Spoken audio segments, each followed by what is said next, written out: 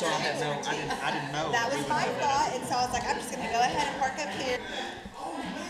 Dan,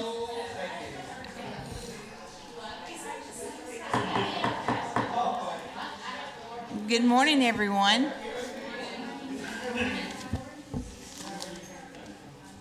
I'd like to call to order the August meeting of the ESSA Steering Committee and welcome everyone.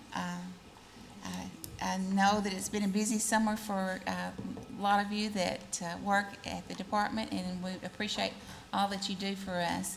I am going to be chairing the ESSA Steering Committee.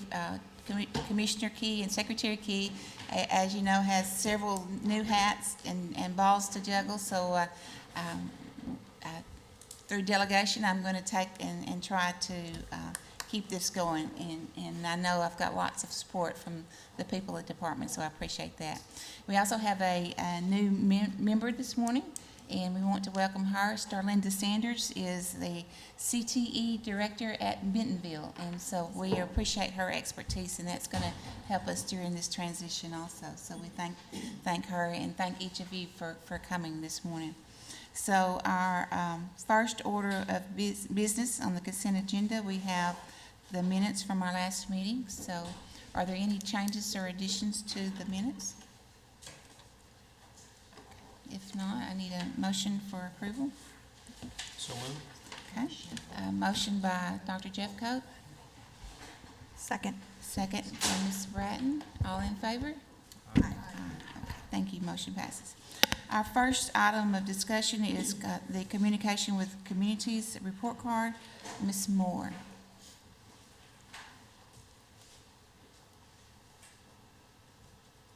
Good morning. Chelsea Moore, Public School Accountability. Thank you all for having us. I just want to report on some of the successes that we had communicating with the communities regarding the release of the school report cards. Thank you. All right, so you'll see that one of our biggest celebrations was that the My School Info portal received a record 131,343 page views on the day of the release of the report card. The previous record was like 60,000 plus, so that was a pretty huge jump, so we're really thrilled about that. Some of the things that we did in order to communicate were several commissioners' memos both before, during, and after the launch, press releases regarding the launch. We also had a series of one-page flyers for schools and districts to distribute to families, communities, to encourage them to engage in the report cards. We also had videos that were uploaded explaining how to access those flyers. We had ways to use the report card, so how you can engage with that data that's in the report card. Just an invitation to connect that schools and districts could send out just to invite people to come and view the information, and also how to access. And that how to access document, per the bit.ly link that I sent out, had over 560 views. And that was just through the bit link. That wasn't including the accesses through our website. So a lot of people were curious, wondering how to get engaged in the report card. I think some of that is probably due to some of the videos that were sent out and uploaded to social media, just explaining how you dig into the report cards. Other social media posts went out explaining new information that was available in the school report cards, new modules, ways that all stakeholders can get engaged, and how they can help to improve the portal. Many of the improvements that were made were based on stakeholder feedback, and we want to continue to honor that stakeholder feedback going forward. So a survey of users across the state has so far returned 397 responses. That data will be used to continue to better the report card going forward. And then a series of focus groups of educators and community members at just a wide variety of events across the state were encouraged to submit feedback via that survey. So we're thrilled about the response that we've gotten, and we're excited to learn from it and continue to improve the report card going forward. Thank you. We all know that communication is great, and so Dr. Jeffcoat, you have some questions? No, I just want to commend you on the videos that you guys published to to help people navigate. I think that was very helpful. And I just think that you've done a good job sending out information overall. Excellent, thank you. Okay. Ms. Sanders, questions? The only question I had was regarding the survey. Sure. What type of survey? Just what was the, just in generic terms, the purpose of the survey? What were you looking for? I may have to defer to Dr. Boyd on I'm that one. sorry. That's all right, no, great question. Thank you, Alexandra Boyd, Public School Accountability. The survey was essentially to get a feel of if people could easily access the information, if when they got to the report card, they were able to find what they were looking for, and then also to collect data. We had some open-ended questions to see if there was anything that they may find difficult or that they may suggest for improvement. So everything that's in the report card is essentially required either by the state or the federal government, but the way that we present the information can vary. So we were trying to look for ideas to make sure we were presenting it in a way that people could understand, and if they needed more, giving them the opportunity to let us know what they needed. Thank you. Senator English, you have questions? Linda, you have any questions? Anyone? Melissa? Okay. I do have one question.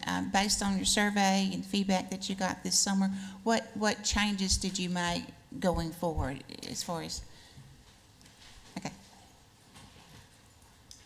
That's a wonderful question. So the most consistent feedback that we've gotten is that some of the explanations that we've given for the available data is not particularly parent-friendly. So a lot of the educators who've taken the survey said that they understand it, but they're concerned that their parents might not understand it.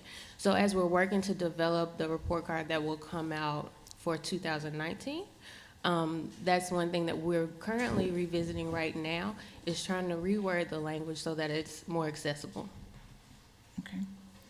And what are your as we go into the fall and start have a release? What is your communication plan for going forward? Right. So the communication plan going forward will mirror a lot of what we did last year. I think, as I stated before, we'll have a focus on making it more parent friendly. We feel like it's pretty educator friendly right now, but we want to make it accessible to all the parents and grandparents, community members, so that they understand what the data is representing. Have you thought about bringing in maybe a group of parents or community members to kind of help you with some thoughts on what they think that they might like to see? I think that's a wonderful idea. We do have, in the survey, we asked people if it was okay for us to contact them and for them to provide us with their contact information. And some people have done that, so we could start there. Did you get any survey results from parents? I have. We've gotten, but I can't tell you if they were parents and teachers or just parents. But yes, we have a pretty representative. One thing that I'm really excited about the responses is that we have a response from almost one person in every single county across the state. Right. Yeah. That's awesome. Okay, good. Thank y'all very much. I know that it was a short summary, but it's a short summary of a lot of work, and so we appreciate your hard work and dedication. Any other questions? Senator English? Yes, I just, one of the things, I guess, I was just sitting here thinking, and I wonder, sometimes we forget, just like the parents, but sometimes we forget about the public, and I know this went out and it's available, but I even wonder so many times about chambers of commerce and whether or not these are the kinds of things that could even be a program at a chamber, because you've got a lot of people who are business people, who are parents, but they don't really know about all this. And my own thought, I wouldn't mind inviting folks to come to make a presentation at some of the chambers north of the river here. Mm-hmm. Senator English, you are forecasting to my slides that come a little later. Oh, good. But we did. I read your mind. Yeah, at one of our ESTA advisory groups, we did have a few district representatives that said that their chambers of commerce were using the data and reviewing the data. So it's picking up, but I do think it's something that we could encourage more. Good, thanks. Any other questions or comments before we move on? Thank you. Thank you. Our next item is alignment study from Ms. Smith.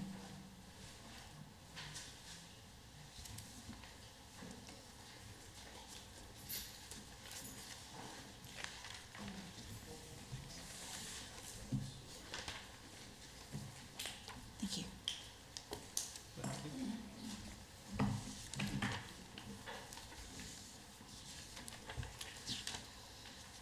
All right, Dan. Thank you, Dan.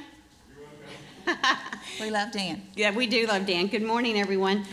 First, I want you to know that by no means am I the assessment guru, but I always bring backup with me when I present about assessment. So if you're on the assessment team, stand up. I brought my backups. Good. So you guys can get Yeah. as technical as you want, and I'll pass it off to the right person. How's that? That sounds Hope, go ahead and stand up over there. Hope was our previous director of assessment, and she is now with the Little Rock School District, but I didn't let her off easy. I made her come in today and provide an additional layer of backup. She was actually the one who led this process of the alignment study. What we're doing today with you guys is we really want feedback from you, okay? With this alignment study, and as I go through and talk about why we did it, what the results are saying, I'm going to pause at different times for you to ask questions, because this is going to the state board next, and we want to make sure that when we present to the state board that we can answer all the questions there. We want to be able to, when our new director of assessment gets on and does a webinar for teachers, that we're answering the right questions.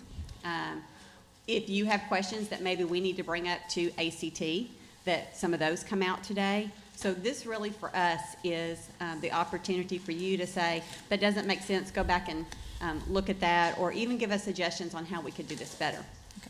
Okay, so first I'm going to start with why did we do an alignment study? Okay, so first off, it's a requirement for federal accountability that the state actually have an assessment that measures our academic standards, all right?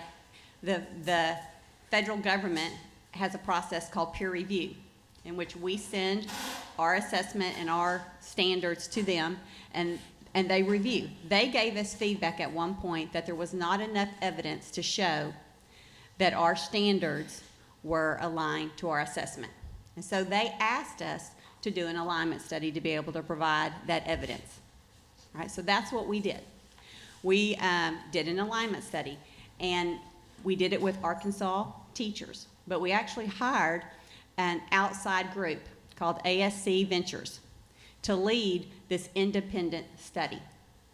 So our technical advisory group gave us advice, gave us guidance on how this should go. We hired an independent person that was not directly connected with ACT Aspire, because we wanted this outside third party actually organizing and doing the process. We didn't want ADE to lead it. We didn't want ACT to lead it. We wanted a third party to lead it. And so ACE Ventures was the group that did that. Key questions that our technical advisory committee, which is again made up of independent experts, okay, as a collective group, led us through some questions that we needed to be able to answer when we did the alignment study. One was, what was the cognitive processing? What was the depth of knowledge that was expected? Two, how do the performance level descriptors within the ACT, which is what is everything that's on the ACT, okay? How does it reflect the actual Arkansas standards? And how do the ACT Aspire actually measure the knowledge and skills within our standards? So those were kind of the three big questions. So also on this presentation, I want to bring your eyes to something. If you can see at the bottom of each slide, I have a page number. So if I'm pulling information, I tried to go in order of the report, and in the slides, note what page number in the report that information is coming from, okay? So on page 3, one of the quotes on page 3 said, the panels largely found the alignment of the PLD elements to the Arkansas content standards to be aligned. So they found alignment, but there were a few notable exceptions. And so those exceptions today are some of the things I'm going to talk to you about. So what was the introduction? So the introduction starts on page 4 within your report. 89 educators were actually involved in this study over 4 days. You had 7 English language arts panels with 6 educators each, and you had 1 per grade level for early high school. You had 4 math panels with 6 educators each, and then you had 4 science panels with 6 educators each. The panelists were expected to review the standards, the ACT Aspire performance level descriptors, and the test forms. And as we go through this presentation, I'll kind of show you snippets of what each of those are. And then the panelists had to determine whether or not the questions on the ACT Aspire were aligned to the Arkansas state standards. So that was the big question, and that's the work that this group of educators had to do. Again, these were 89 Arkansas educators that actually, we put out an application, correct, Hope? And educators from across the state submitted an application to be a part of this process. They then got permission from their superintendents to come to Little Rock and be a part of this. But they had to commit to being there for the entire time. So, the process for each task. And at any time here, if you need me to stop and answer a question, feel free to stop me, okay? So on page 9, it kind of gets starting to talk about what the process was. And I'll break these down a little bit more as we go more into the presentation. But it started with, each task started with the panelists actually taking some of the standards, the PLDs, and the items. So as a group, they took all 3. And together as a group in the beginning, they had to look at each item and make a determination. And that was the part of us kind of norming ourselves as a group. The second part, once that task was completed, each panelist then had to go individually and rank and sort the items of the assessments that they were reviewing. After each panelist had a chance to do their independent ratings, they were then brought back together as a group to discuss the alignment and to kind of norm themselves again. Are we having discussion on why they ranked what they did? It wasn't necessarily necessary that they all be 100% aligned, okay, but they had to come to a consensus. So going a little bit deeper into each of those tasks. So task 1, again, panelists had to actually take the Arkansas academic standards. So we have our English language arts standards, we have our math standards, and we have our science standards. And they had to take each standard in ELA, and they had to determine first what was the depth of knowledge.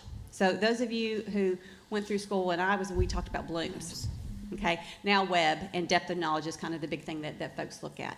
So DOK 1 is that recall, okay, that basic level of recalling facts. Level 2, it goes up a little bit higher, so that's where that reasoning comes in, basic reasoning, comparing, contrasting. Level 3 gets into much more complex reasoning, and level 4 is extended thinking. So the panelists for each grade band, so you have your math folks with your math standards going through each standard for each grade, determining the level of DOK. Task 2, they had to take the performance level descriptor, okay, so that is a picture of an example of the performance level descriptor on the corner there. And they had to go to the ready column. So the ready column, it doesn't show up here, but it's the 3rd column over. And they had to determine through the ready column what the depth of knowledge was for each one of those. Hope, is there anything there that I'm not telling about the PLDs that might be important? Okay, so they had to go through all of this separately as a second task. Okay, so right now they haven't even gotten to the actual test, viewing samples on the test. At this point, they've looked at our standards and had to learn to determine what was the depth of knowledge for each standard. They went to the ACT Aspire performance level descriptor, which is the layout of the ACT Aspire. They looked at the ready column only, not down in needs and support, not close, and not exceeding, the ready column. And they had to determine there what was the depth of knowledge for each of those. The 3rd task was they actually had different forms of the ACT Aspire test. Each group had, and I hope if I say something wrong, you jump up here. Each group had 3 forms of the test that they had to review, and review all the questions in that form for that content area. On the test itself, they had to review each item and then actually go back to the standards and find it in the Arkansas standards. If they found it and it matched the level of DOK, then it was a match. If they couldn't find it, they then had the ability to go a grade level below or grade level up looking for it, but they had to note that it was off grade level. Okay? If they went further than that, it was considered not as part, it might have been in our standards somewhere, but it was not aligned. Okay, so the first goal was looking at your grade level standards and looking for alignment. Was it there or was it not there? So again, each person, so this would have been an example. They might, yep, come on up. Nope, that's what I want you here for. What if the depth of knowledge didn't match? You said the standard didn't match, but what if the depth of That's knowledge? exactly what I was going to come to say. Okay. So the depth of knowledge, ACT would classify each question as a particular depth of knowledge. We were having our educators determine if we agreed with that classification or not. So they did not see ACT's classification, but they were doing the same thing. So they would take the standard, they would take the question and determine the depth of knowledge. It didn't have to match, but within the report, there is information about the depth of knowledge that our educators felt the questions were eliciting. So we're not gonna see what the ACT, depth of knowledge is. This is based on our, This entire report is based on our educator's opinion. None of this is ACT's information. So this is all based on, and so what we'll do for peer review is this will be submitted as well as the information from ACT so that the peers can see both sides. So you said if the standards were more than one grade level away, it was considered not a match. If the depth of knowledge didn't match, was that considered not a match? No, they were ranking each question as the depth of knowledge that it would ask for. So the way that they did the depth of knowledge is they looked at all the standards and they said, okay, this standard you could ask a question at DOK probably 1 or 2. They could give a range. It didn't Okay. have to be an exact match. They could say that standard, we could probably see a question at 1 or 2. We could see a question at 2 or 3. Or this standard really requires a DOK of 3 type question. So they did that. So you had charts that show just the standards and what DOKs, our standards, would likely need to elicit and the ranges. And then whenever it came to the items, it would be this item is this DOK. So in our educator's opinion. So then what you can do is you can look at the percentage of our standards that are each DOK should relatively match the percentage of our questions at each DOK, Okay. relatively.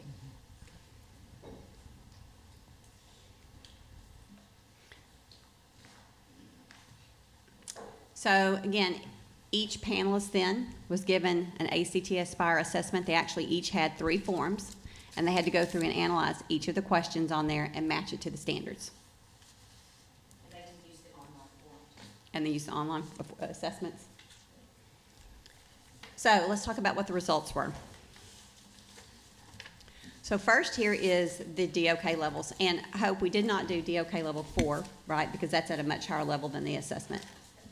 Okay, so the percentage of English language arts items by DOK. So you can see most of the items range in that DOK level 2. And then you kind of have a spread from there for DOK 1 and 3. So that's what you want to see. You want to see a range from recall up to strategic reasoning.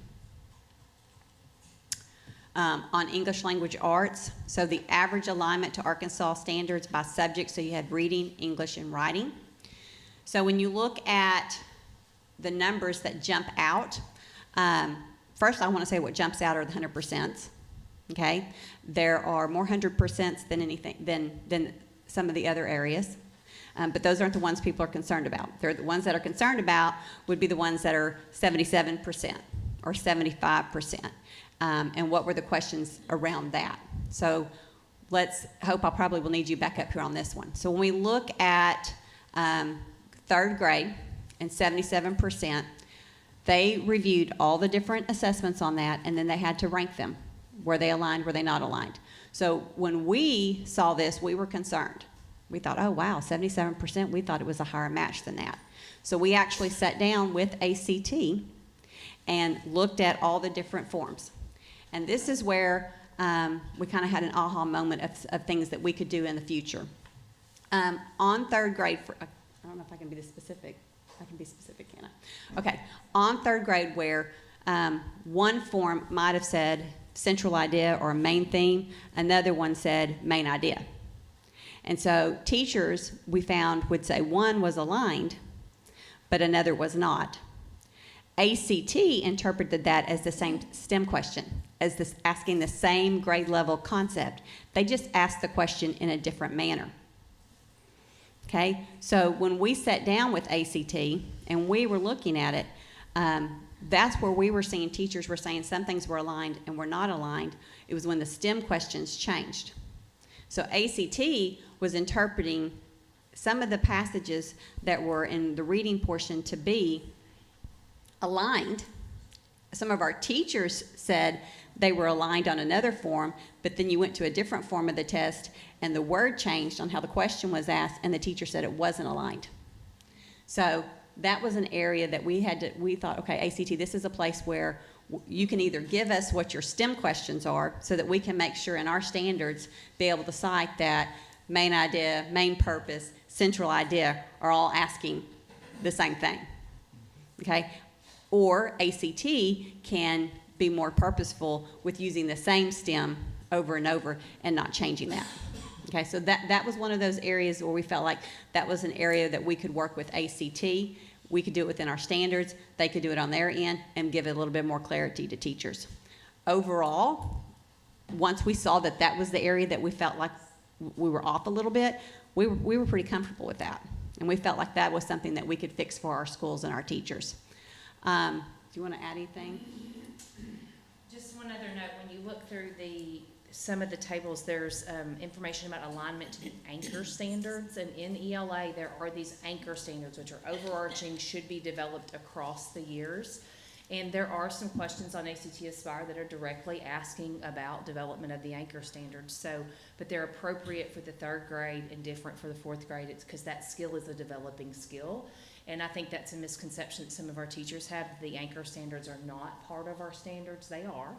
And everything that you're doing within the grade level standards is building to that anchor standard. So you'll see some of that as well, alignment to the anchor, and they are part of our standards. What about writing?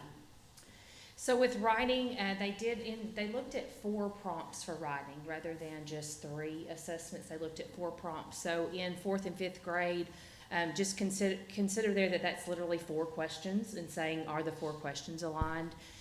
So in 4th and 5th grade, the panelists determined that one of the 4 prompts that they looked at really didn't line up to the standards, but the other 3 did. And so we weren't overly concerned there, but just that's why that came out that way, because it was literally 4 questions they were looking at. Can you go back to this chart that I'm looking at on page 17? I guess I probably don't understand, so maybe you can make it more clear. I've got the range, but then we've got the above, below, anchor, and not.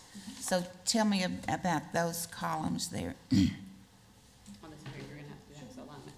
This is item by item. Sure, so this is the items itself. And so when that question, so for example, if you look at writing on 4th grade, there's 25% above, is what they're saying for writing, right? So that would be one of the questions they felt like was more appropriately aligned to a grade level above 4th grade than was aligned to that 4th grade. Okay. Below would be, they felt like that the questions, that percent of questions aligned to a standard below their grade level, and they typically look 1 grade below. Okay. The anchor column, you can see there where I'm talking about with reading at 4th grade and reading at 5th grade. There was some of the questions they felt like, so maybe the question was asking a particular skill that really was in the anchor standard but not found laid out in all the grade level skills. Okay. And then not would be some questions that the panelists felt like they could not find direct alignment within our standards. And that's a good example of that is where our standards may be asking for main idea, whereas the ACT standards are asking for main central idea.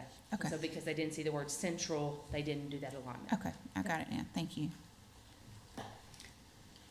It's kind of, when I look at that large chart there, Ms. Newton, it's kind of off because that percent is not next to the on-grade level ones. You see percent, range, above, below, anchor. If that percent chart was moved over, it probably would be a little bit more Yeah, clear.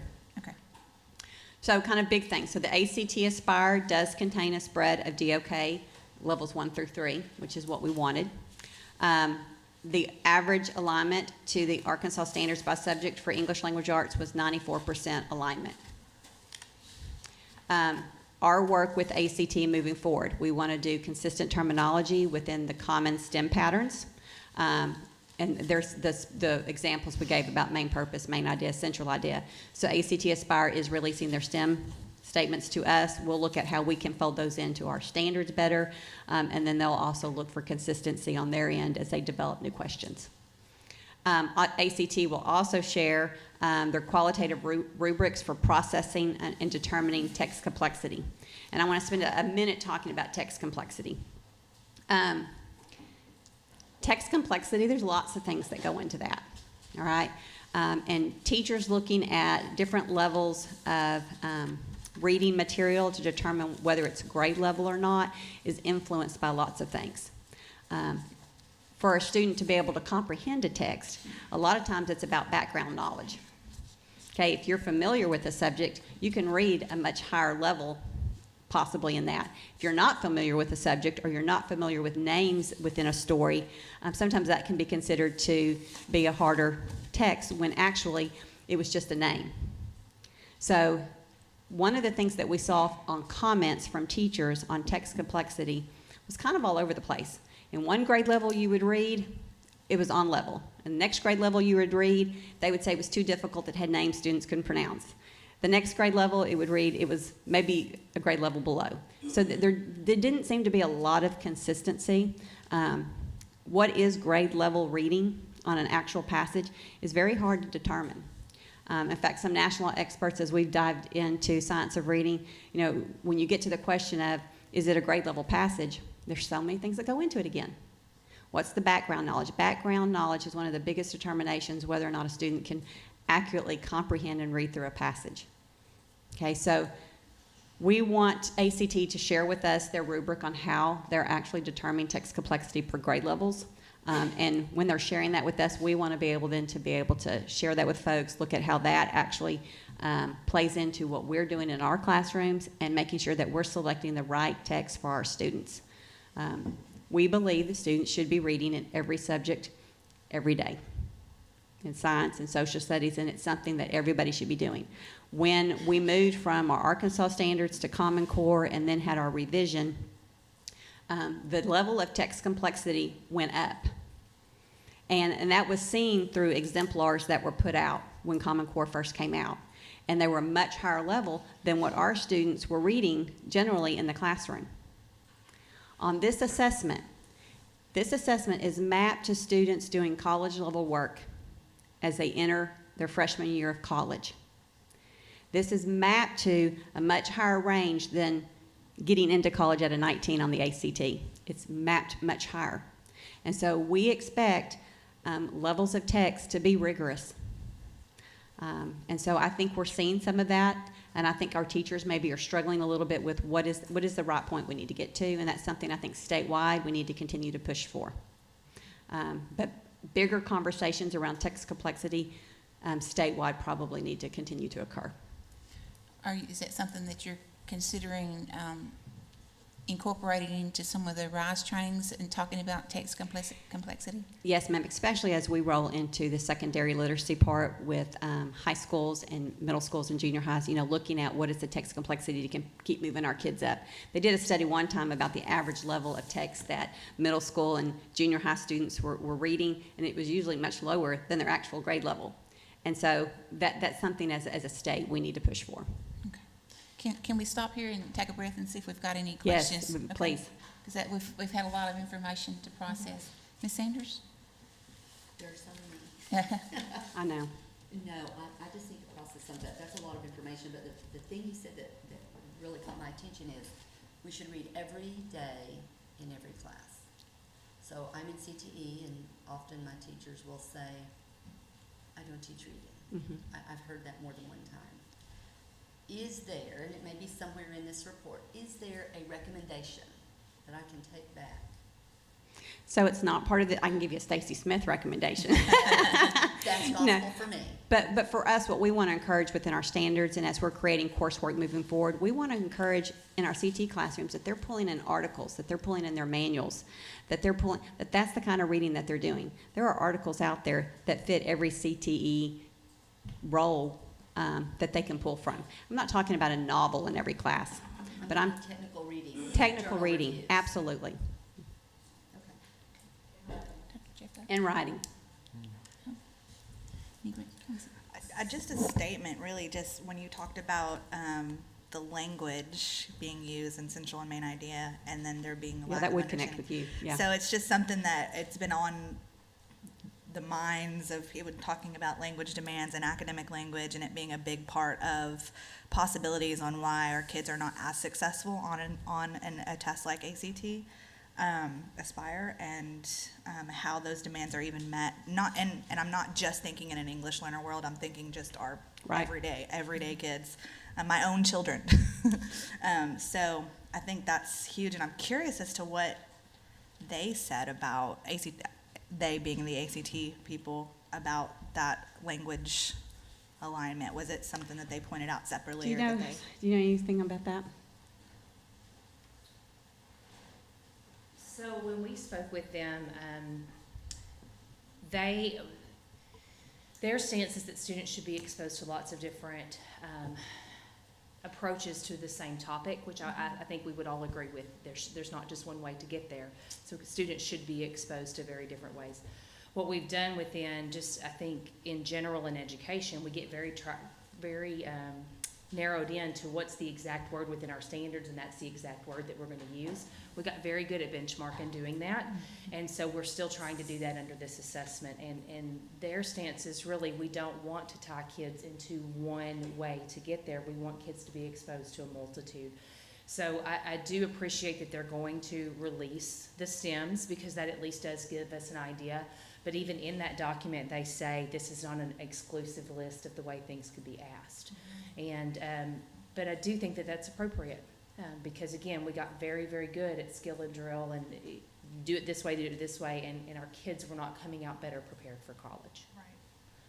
Yeah, and as we move forward with the state, especially with the work with high reliability schools and professional learning communities and districts determining a guaranteed viable curriculum, in every one of those pieces of work, that idea of having vocabulary be explicit and specific and thought about ahead of time in planning for your instruction is evident throughout. So there needs to be some specific focus on that. I think it just builds capacity in everyone. Like, we're just building that capacity in our teachers and in our students and in our. And again, that language acquisition part is one of the biggest pieces for building comprehension and reading. Right. It's hand in hand. So low language in Arkansas, kids coming to school, low language, whether it's an ESL learner or whether it's a student coming from poverty that hasn't been exposed to lots of conversation, that plays in. I think that's a challenge when you talk about text complexity and having students having the ability to read at a higher level based on their experiences in life. Excuse me. And for the students that have limited resources and limited opportunities, it can be a challenge for us to really determine whether or not an assessment is appropriate when we're looking at such a wide range of abilities based on those factors. So it can be a challenge. Yes. Anyone else have a question before we move on? You were talking about the test being mapped for those students that were not necessarily your 19s ACT freshmen. How does this compare for those children that are not going to college but need to be career ready? So that's a great question. And that's been a big discussion here at the department when we were setting what the cut scores were. We determined to keep, so when we brought to the state board the recommendations for the cut scores on ACT, we knew they were mapping to that higher level for ready. So I think for reading, it's a ACT score of a 22 is what you're mapping towards, okay? And that's hitting the benchmark. And for research for ACT, that's the idea of that student having a 75% chance or greater making a B in college course freshman work, so for English language arts, you're talking about social studies courses, psychology courses. It's a 50% chance of them making a C or greater. And that's based on students all across the nation taking the ACT. So how does that map for our kids? Well, one, we think you need to use multiple measures. Two, not every kid is going to hit the ACT benchmark, all right? This assessment, and this is something that we're all having to retrain ourselves about, is that this assessment is not a long, drawn-out test. It's pretty short in comparison to previous tests our state used to use. It is not the only measure that we should be measuring our kids by or determining whether someone's going to be successful or not. In the close range, there are predictions you get on your assessment, what your prediction is to make on the ACT. So students making a 19 or students making, a lot of our trade schools, technical schools require a 17 to be able to get in. So even on this assessment, you can kind of see what the trajectory is. And so it's still informing that student kind of where they're heading. It's also informing the school on areas where they could either supply intervention or even remediation or advance, you know, it's just giving some information. So, you know, a student who may be not on track to make the 22, they're probably going to fall in the close or the not ready category. Can I say something too? Yep. There's also, ACT recently did some research about the skills that are on the ACT and that alignment for like trade jobs. And what they found was that the skills that are needed to go into like plumbing or into construction are the same skills that are needed to be successful in Algebra 1, which I find or in college algebra. So that linking and tracking is still applicable to our students who are not college bound. I think we have to change the conversation to post-secondary, and it doesn't matter which direction you're going. You still need a certain basic level of skills to be able to go off and be successful, regardless of your pathway. Yeah, and technical skill is not a lower standard than Yes. college skill. My son's a lineman for energy. I'm going to tell you what, he's got to be pretty smart to do that job. He doesn't have a 4-year degree, but I'm pretty proud of him. And he Well- makes more money than me. I had a daughter that made a 20 on the ACT and was on the dean's list all through college. Yeah. So again, this is just general research based on lots of kids, but it's not the end all for every kid. There should be multiple measures used to determine what that student needs. This is just one indicator. And I think so many times that's the unfortunate thing is we define somebody by an ACT score. And my granddaughter's same situation. It's, you know, I would hate to be defined by, I'd probably make a 3. Right. And, you know, but I think that we've got to have, it's just like schools in saying this is not the only score you get. There are all these other things to consider. And I think that's, we've got to sort of figure out how we change that conversation from the Algebra 1 with people thinking they're going in this track, but really how important it is over here so they can see the relevance. And sometimes I think that relevance is missing. Right. The application piece. You know, if you're going to be going to some element of healthcare, but that biology needs to be so that it could be relevant to what it is somebody's going to be doing in the future. And that's the context for reading, I think, sometimes Right. that we miss as well. So overall, for English language arts, the department feels like the 94% alignment and our conversations and follow-up with ACT, we feel pretty good about our state assessment, serving the purpose that it needs to serve for our students, giving us the information that we need, and we feel like it still fits within our accountability system. Moving on to math and our math results. So on the math, again, you see a range of the DOK levels for DOK 1, 2, and 3, which again is what you want to see. You want to see that spread. If you look at the early high school for application on DOK level 3, it jumped up to a 44%, which is kind of interesting to me, and we'll kind of talk about that a little bit more connected to where those standards fell, but at that higher level of DOK 3. Now, this one right here is where the conversation's going to be interesting, I think. So average alignment to the Arkansas standards for math by grade level. So if you look there, you can see for 3rd, 4th, 5th, 6th, 7th grade, we were in the 80s or the 90s for the grade level standard matching up. When we jumped to 8th grade and early high school, it went to 60%. And so at first that was kind of a big aha and a big concern. But then we looked at the below category, which means one grade level below, so for high school, we looked at algebra and geometry courses, okay, for the standard. So 62% of the standards showed up in algebra geometry course. If it didn't, they went down to the 8th grade standard. 28% of those standards on that early high school test were found on the 8th grade test, 8th grade standards, one grade level below. And then you had a few that actually showed up on the 7th grade one, but it was like 6%. So most of the standards could be found right there in that band of 8th, 9th, 10th grade courses that students are taking for that early high school test. For 8th grade, 60% of the standards were matched. The ones they could not find, they went and looked at the 7th grade standards. The other 40% were found for 100% of the standards there in 7th and 8th grade. Now,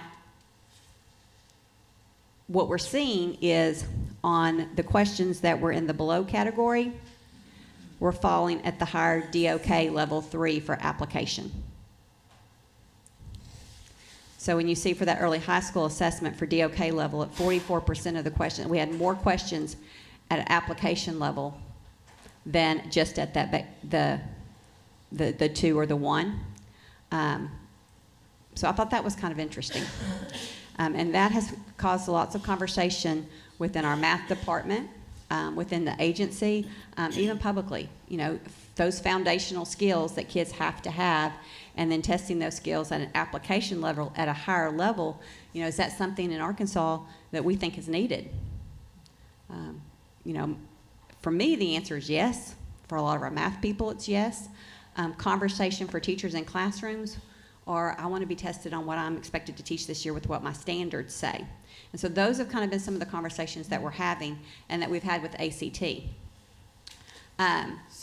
Go ahead. So am I hearing that we're teaching more advanced standards than what they're being tested on? No. What I think I'm saying, and hope you correct me if I'm saying the wrong thing, is the student may be taking the assessment in high school in 10th grade. The standard was actually a standard that was covered in 8th grade, and it's being tested on their high school assessment in 10th grade, but at an application level, not just recall, but where they're having to take that concept and reason and apply critical thinking to be able to answer the question. So it's the idea of application to concepts that we've learned. And I think probably several of us in this room understand that, you know, we teach to this level of recall, but application, being able to use it, is probably where we all need to get to. And so this is an area here of discussion that we need to continue looking at, how we provide professional development in our state. What do our standards say? Are our standards pushing us to that level? There's conversation that needs to occur around this. I'd love to hear, especially from Ms. Newton, some comments around this. Just looking at what I'm seeing and what I know about the standards is 8th grade, when we changed standards, has gone to its Algebra 1, a lot of the skills. So it makes sense to me that if you're looking at a nationally normed test, that it wouldn't have some of those, but it would be, you know, when you teach these math skills, so many times it takes that first year, you learn the process and you get it in your brain, and then the next year you come back and you go back, and the kids, once they've got that process down, they say, oh, now I know how to use that. And that's what we're testing, and so that part makes sense to me, and that's where we want our kids to be. But I can see from a teacher viewpoint, looking at this, you know, if I was an 8th grade teacher, you're going to tell me that 40% of what I need to be what I'm teaching is not going to be tested.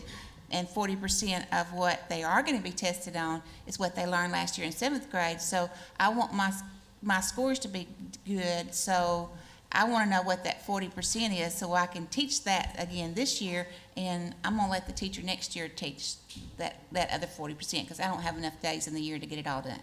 No, and that's the exact conversation Yeah. that we've had here. Yeah. Interestingly enough, so when we met with ACT, because the first assumption we made, which we found out we were wrong, but the first assumption we made was if we start replacing the lower below grade level standards with on grade level standards, the test's going to get harder. And our kids are going to do worse. Because it's at the application level. Yeah, our kids are going to do worse. Yeah. But what we've seen is when ACT can they have the ability to look at their individual questions and how students did percentage-wise on the level of questions that were taught at their grade level versus low. And what they statistically were able to show us is they could, over time, start replacing the off-grade level standards for Arkansas and replacing them with more on-grade level standards. And it should not have an overall impact on making our test harder or easier, okay? Because that was our first reaction was, well, you know, logically, if we do this, it's going to do this, and now we're going to give a harder test to our kids, and oh my goodness, how are we performing now? That wasn't the case. And so when we really started narrowing down on the standards that were grade level and how kids were doing, do you want to say anything about this, or am I just messing this all up? No, Okay. one thing I do want to say is we did have, being a math person, math was a very big concern for me. We did also have ACT run some statistical analysis, and our technical advisory committee has already looked over that. And in that analysis, they found that the off-grade level items, what we consider off-grade level, were not having an adverse effect on a student's score. So the students that were scoring close with those items included would have also been scoring close with those items excluded, that there Okay. wasn't an adverse effect because of those items, which as a math teacher made me feel much better, that they Yeah. were still scoring relatively where they would have with them included. And Ms. Smith is right that they have agreed to look at that. This is a national concern. It's not just Arkansas has brought this up, but that, you know, as schools are particularly using the eighth grade and early high school assessment more than the 3 through 7 right now, other states have brought this up as a concern, that we want to see more grade level items, go ahead and have application items at the grade level. And so ACT said, we've heard that nationally and have agreed to move that direction. You won't see that immediately, but it will be as forms are newly developed. You'll start to see that integrate in more. Okay. And we also knew that. We knew by design that ACT had these integrating essential skills items on the assessment. That's not something that should have been a surprise to us. So, and Hope said that, so in our conversation with ACT, they have agreed to start substituting those items for more on-grade level conversations. So we're going to start seeing that as we move forward. Okay? So overall, the mathematics summary. It does contain a spread of DOK 1 through 3 questions. Grade-specific standards, when I took all of them and averaged it together, it was 79% alignment. When I took grade-specific and included one grade level below, it was at 98% alignment. So, conversation with ACT about moving more grade level standards up and what they've agreed to do, that's going to be part of our submission to the peers when we submit that in December. Okay, so at this point, based on them running the analysis of our questions, we're comfortable with our assessment and we're comfortable where we're going. But we do think that we need to work on this portion with ACT, and they've agreed to do that with us. Okay, science. Can we stop and see if anyone Yep. has questions on math before we leave it? Ms. Sanders, any math questions? I just had maybe a comment more than a question. There's an ACT product, the Work Keys assessment, leading to the career readiness certificate, and that's typically utilized in the upper grades of high school, but it's certainly applied math, much of it geometry and algebra. Yeah. Have we considered, are there any initiatives, pilot programs, where we're looking at that as something that may take that theoretical learning to an applied level to affect these scores? So I do know that through our CTE courses, that you do have some courses that actually do work keys. And I think it's still funded by, like, work. ADWS, I think. It's like Workforce Ed, I think actually is the one who Workforce Ed, I don't think that's the right name. It's Department of Workforce Services. Thank you. Yeah. They actually fund and pay that. But, you know, early on, we had conversations about how work keys could fit into our accountability system as a whole. There wasn't enough statewide testing to be able to pull it in specifically. But as we continue to look at graduation pathways and determining students for diplomas and stuff, I think that's still part of the conversation. Great, There's thank you. Also on the ACT Aspire reports, you do get the national the Career Readiness Certificate indicator as part of your ACT Aspire score too. So they have done the linking between the two. Okay. We also did look at the skills that are on, at one point we looked at the skills that are on work keys and the skills that are within our standards. And at that time, there was not enough matchup that we felt like it was worth pursuing deeper, but if there's changes to that, that could be something to consider. Thank you. So, Good question. didn't I just see a memo this morning, a commissioner's memo about the work keys training that Mary Beck is gonna be doing that.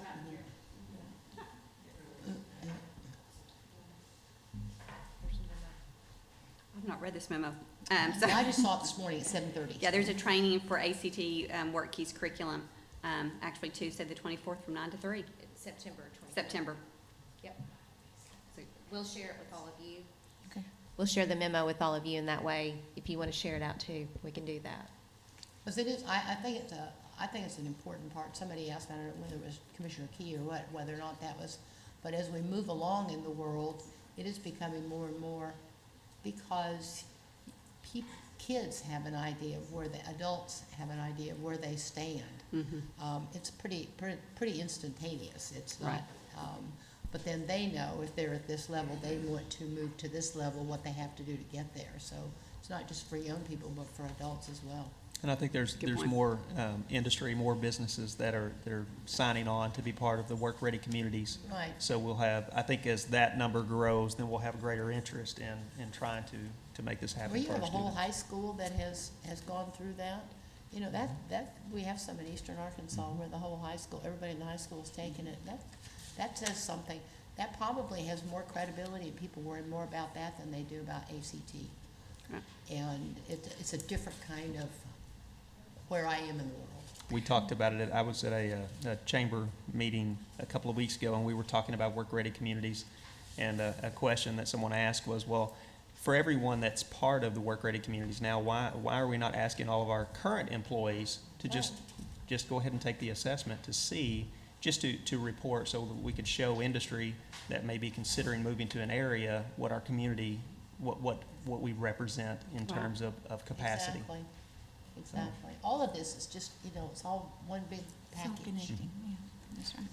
Any You're other right, on it's that? all one, it all Nothing fits in is together. more This is important. only one piece of it, That's but they're right. all, yeah.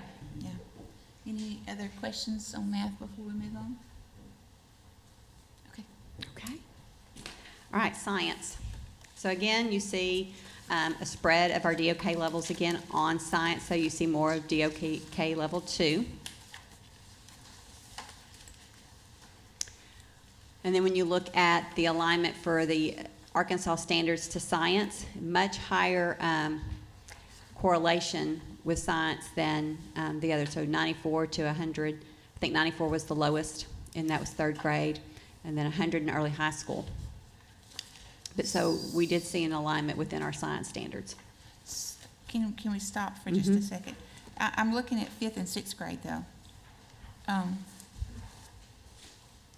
If I'm reading it correctly, at 5th and 6th grade, most of the standards are at 3, and then at 6th grade, there's no 1 and 2, but they're all at 3 and almost half at 4. Did you think that was a problem? So with science, it's a little different beast because of the 3 different, the 3D design of science. And so The panelists were looking at 3 different types of alignment almost within science. They were looking at alignment to the performance expectations, which say in 3rd grade we're going to learn about light and the way light moves, right? And so that's the performance expectation. So they were looking there. They were also looking at the cross-cutting concepts and the disciplinary core ideas. And so there's 3, you're going to see charts that really represent 3 different types of alignment. And you're right, the standards for Arkansas for science do require a much deeper DOK than the panelists felt like was on the assessment. However, that's the nature of science. Okay. That science should be, what we're limited to be able to test on a standardized test is not going to fully, there's no science assessment at the moment that can fully test that depth, because it needs to be done through application and through research and through a week-long process of Right. going through the science. So yes, there is concern, but not really, because what do we really expect from a standardized assessment around science? And what do we expect out of the classroom around science? I guess my question was, and you touched on it a little bit, if the DOK of our standards and domains is so high, how can we get to a test that, on a computer in one day or just a few hours can actually measure that, so.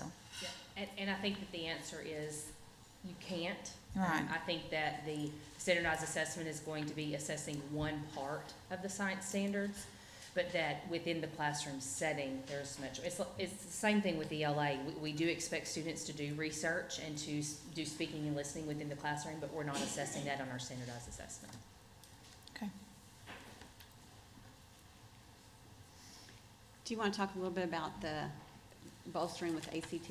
Yeah, because this might help a little bit too. Yes, so one of the areas that was of concern to our panel and that you can see in the numbers was the alignment to the performance expectations, which again that's basically telling me the topics that we're going to teach the science through in 3rd and 4th and 5th and 6th grade.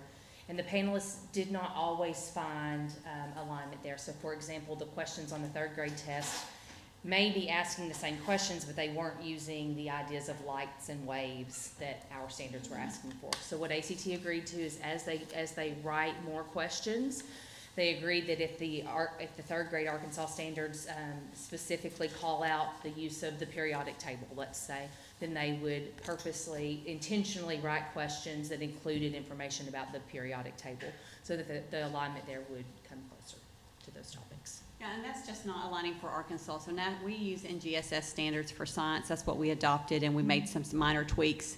And so that's a national piece for them too that will be beneficial to them and other states that use them. So they will make changes to. As better they're doing, align. yeah, as Okay. more questions are coming forward. So that would also kind of address that area. Okay, so overall, the evaluation process, well, let me stop there at the end of science. Any other questions about science?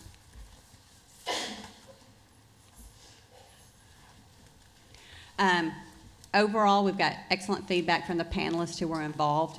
In fact, it was kind of funny. Hope said a lot of them planned cruises together and shopping trips, like they bonded. I mean, this was a very intense process. It was a closed process because they actually had the ACT Aspire assessments.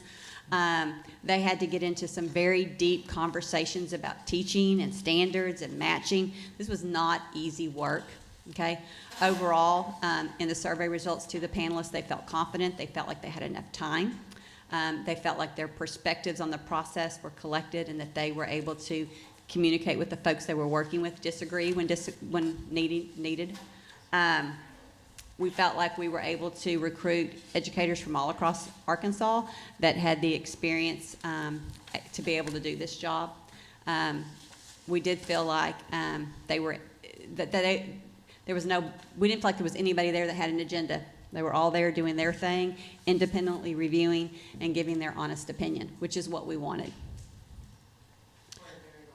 For a very long week. And I think we even had some snow or threat of ice at one point, and they all hunkered down and did what they were supposed to do. Overall, we feel like there was alignment across the 3 subject areas. Is it perfect? No. Did we think it was going to be perfect? No. We recognize that we have a lot of standards in the state of Arkansas. And we know not all the standards that are expected to be taught in our classrooms are on the ACT Aspire assessment. When we had that expectation before, we had 12, 13, 14-hour tests. Now we have a test that on average is about 6 hours, 5 to 6 hours, 4 to 5 hours. So we know not all the standards are on there. And we're okay with that. We have done concordance in the past where we've looked at previous assessments and this assessment and where schools are falling and how it's average, and it falls about the same. Longer assessments not giving us more information on overall how a school's performing. It might give you overall more information on a single student that you could base it on, but we feel like it does give us enough information on individual students to make decisions as multiple measures. We want multiple measures used. So we do feel like there is alignment. So I'm going to stop right there before I jump into NAEP because I did want to share some of the NAEP information. Is there any questions on anything I just said? Is there any look nationally at others joining in with the ACT Aspire so we can get a better picture of how we're doing nationally from this? So the last that I know, Utah is using a hybrid version of ACT Aspire, so they have actually taken the ACT Aspire and have augmented it a little bit, so Utah will start to show up within there. There's a few other states that are using it in 8th, 9th, and 10th grade. I really feel like when Arkansas passes peer review, that could be a turning point for ACT Aspire as well. And you'll also see in the NAEP report here where Aspire falls compared to Park and Smarter Balance, and it's actually not a bad place. So at the moment, it's always something that's talked about, and states, go back and forth. There's no guarantee that people are going to come on or not, but there is always. I got lots of questions as state assessment director about the assessment, what we thought, and so people thinking about it. Okay. Yeah, and the comparison of state assessments, originally when everybody was going towards Park or Smarter Balance, the idea was to be able to have this really well-balanced way to be able to compare yourself to other states. Well, so many states have actually moved away. You don't have all the states using Park or Smarter Balance anymore. You have a lot of them doing their own independent assessments. Although in their own independent assessments, most of them are contracting with a vendor who is, it's the same test questions that you see in Smarter Balance or Park. Okay, they're just paying for it themselves and slapping their own state's name on it. And they're paying a pretty big ticket to do that. So when we look at NAEP, I want to kind of, what NAEP did is NAEP actually did a proficiency standard. So they took the assessments and the proficiency scales on assessments that states are using and compared them to the NAEP proficiency assessments, okay? And they had a range in which they would expect states to fall in with their state assessment. So in 2013, for the Arkansas benchmark, you can see the range in the middle, okay? That's the two lines in the middle. You want your state to fall in there. That's what NAEP is wanting your state to fall, or at the very top. When Arkansas gave the Arkansas benchmark, we were well below in our assessment the standards that compared to NAEP. In this last year, when they looked at the 2017 ACT Aspire, so that was when Alabama and Arkansas were given it, you can see that the ACT Aspire in 4th grade reading actually shows a little bit higher than Smarter Balance, but a little bit lower than Park, but we're all right there in the range.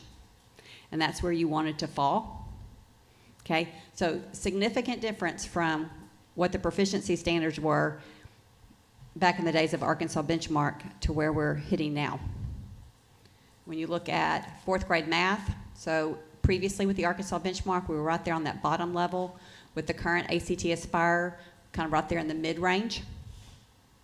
So on math on the ACT Aspire, not far from Smarter Balance, a little bit lower than Park, but still kind of in that same range area where we at least want to show up.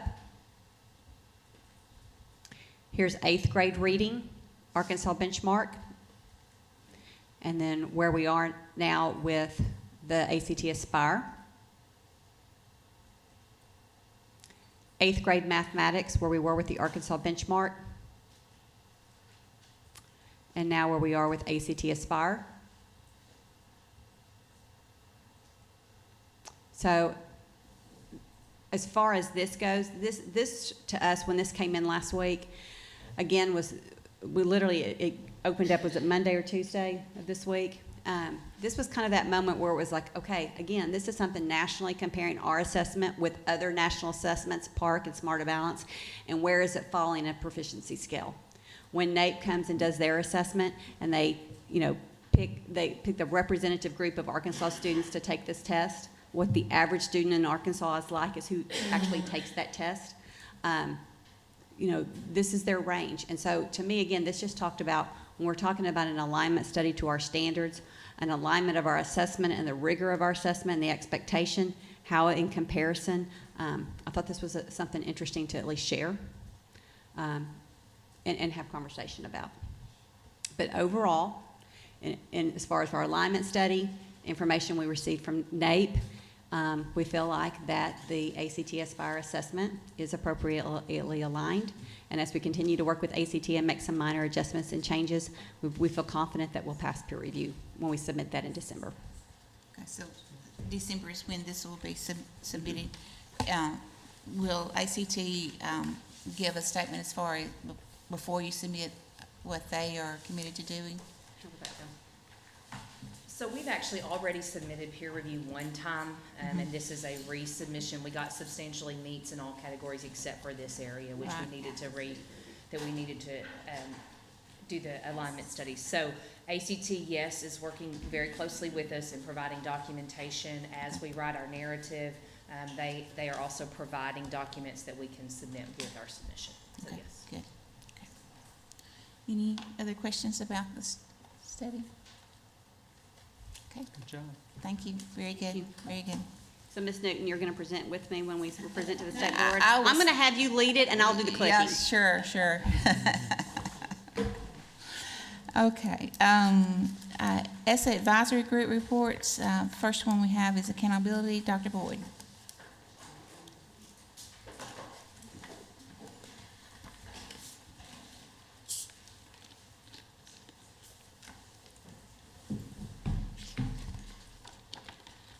Thank you. So we met with our ESSA Accountability Advisory Team. We went over a few things. One thing that we went over is we've done a markup to try to update the format of the ESSA index reports. So we reviewed that with our membership,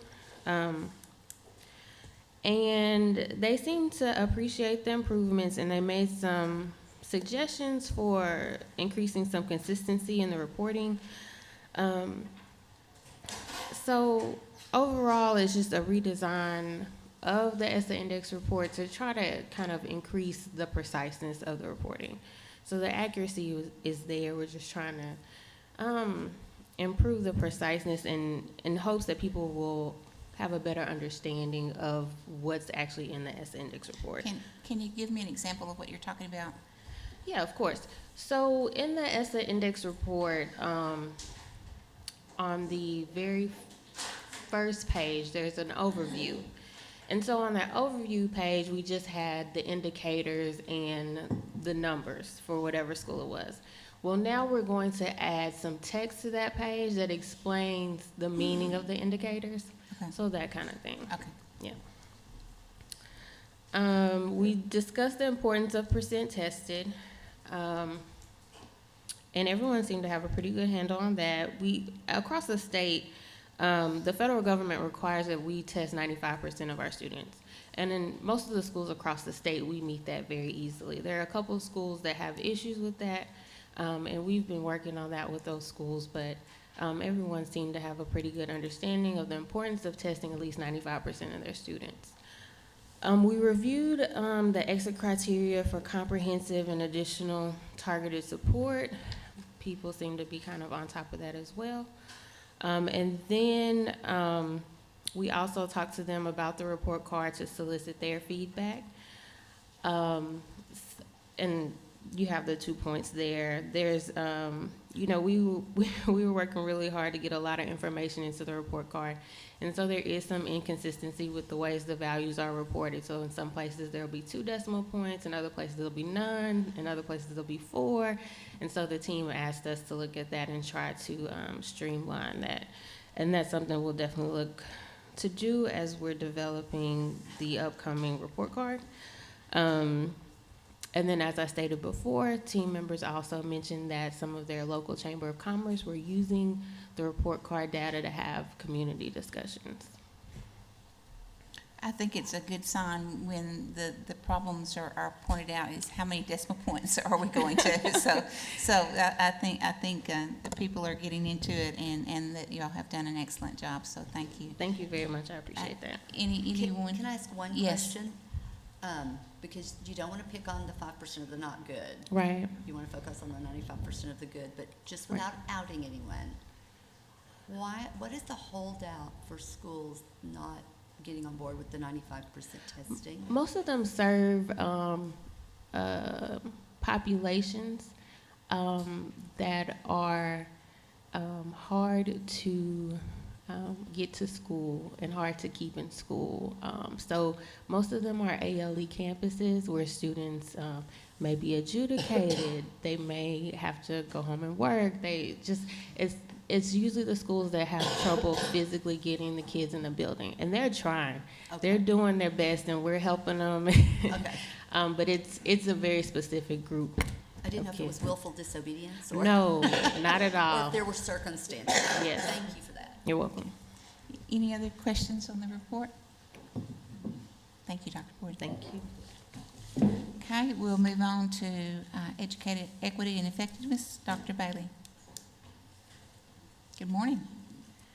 Good morning, Suzanne Bailey, Educator Effectiveness and Licensure.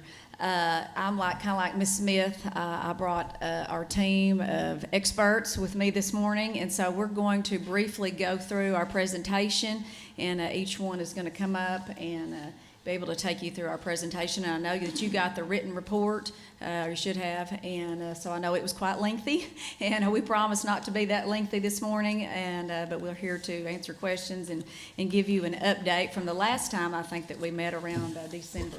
And on lots of opportunities, we have lots of opportunities that are going on this morning in our division, and so anyway, I will let them go ahead and start.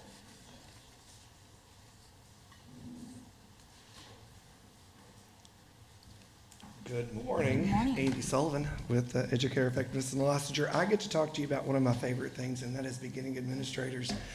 We have, since we last met, we've gotten going with them. On the board, you can see our numbers. We have 194, with the majority of them being assistant principals.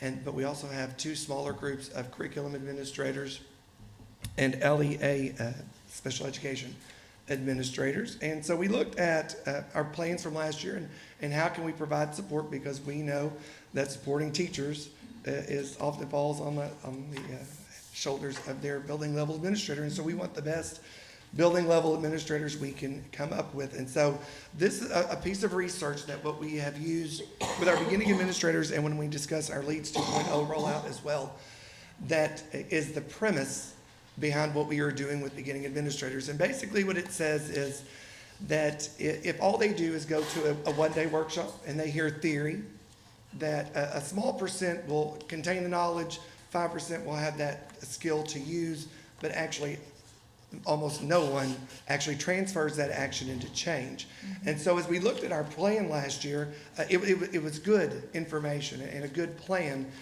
In the past, we've had four face-to-face sessions where beginning administrators come to us. And so our job was, how can we build in support in between those face-to-face sessions? So they might come together in September and then come together again in October, November. But what happened in those 60 to 75 days in between? So we tried to see how can we take them into coaching.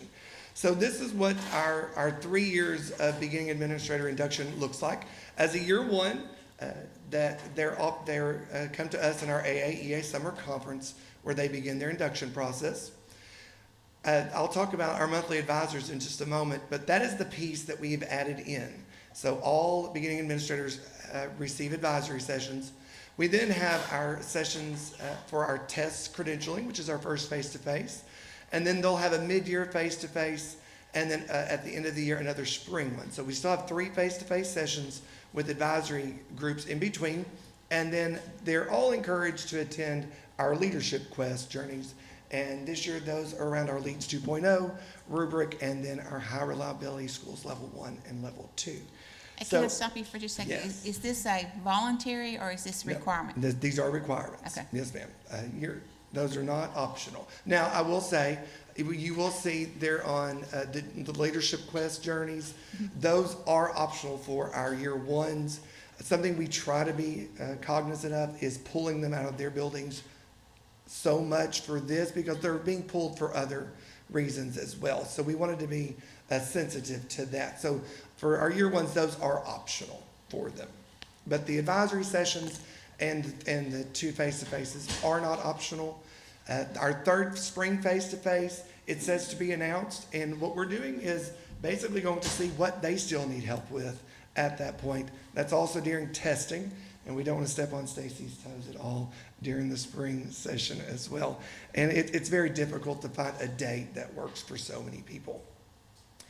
So I like to talk with pictures. So here are a few of our advisory sessions. The one in the center is from our Northwest Arkansas Co-op on Monday.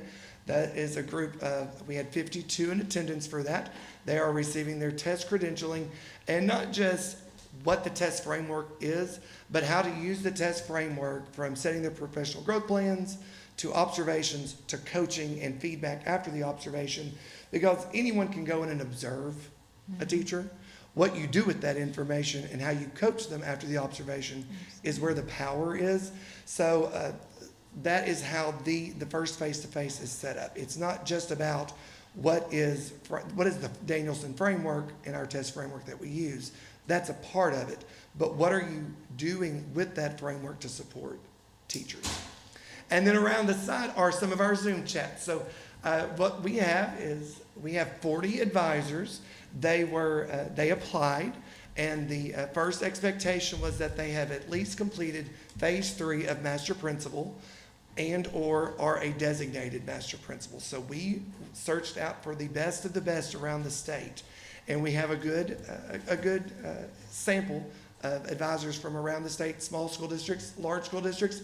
We then took our beginning administrators and we grouped them into groups of 5 to 7 based on, not on area, because we didn't want that to limit us, but on what their assignments are. So for example, we have 5 to 7 elementary assistant principals, and if we were able to take them, our Title I, and group them together with an advisor who is an elementary master principal in a Title I school.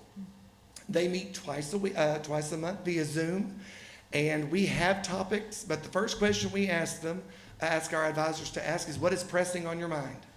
Mm-hmm. And the last question we ask is, how are you maintaining a healthy life-work balance? So once, if that doesn't take up their hour, and let me tell you, most of the time it does, we also have topics of conversation. For example, our topic, the first topic for this month is on their crisis plan and talking them through that. And then the second topic is a follow-up of their test credentialing, getting ready for observations. Do you have your schedule ready?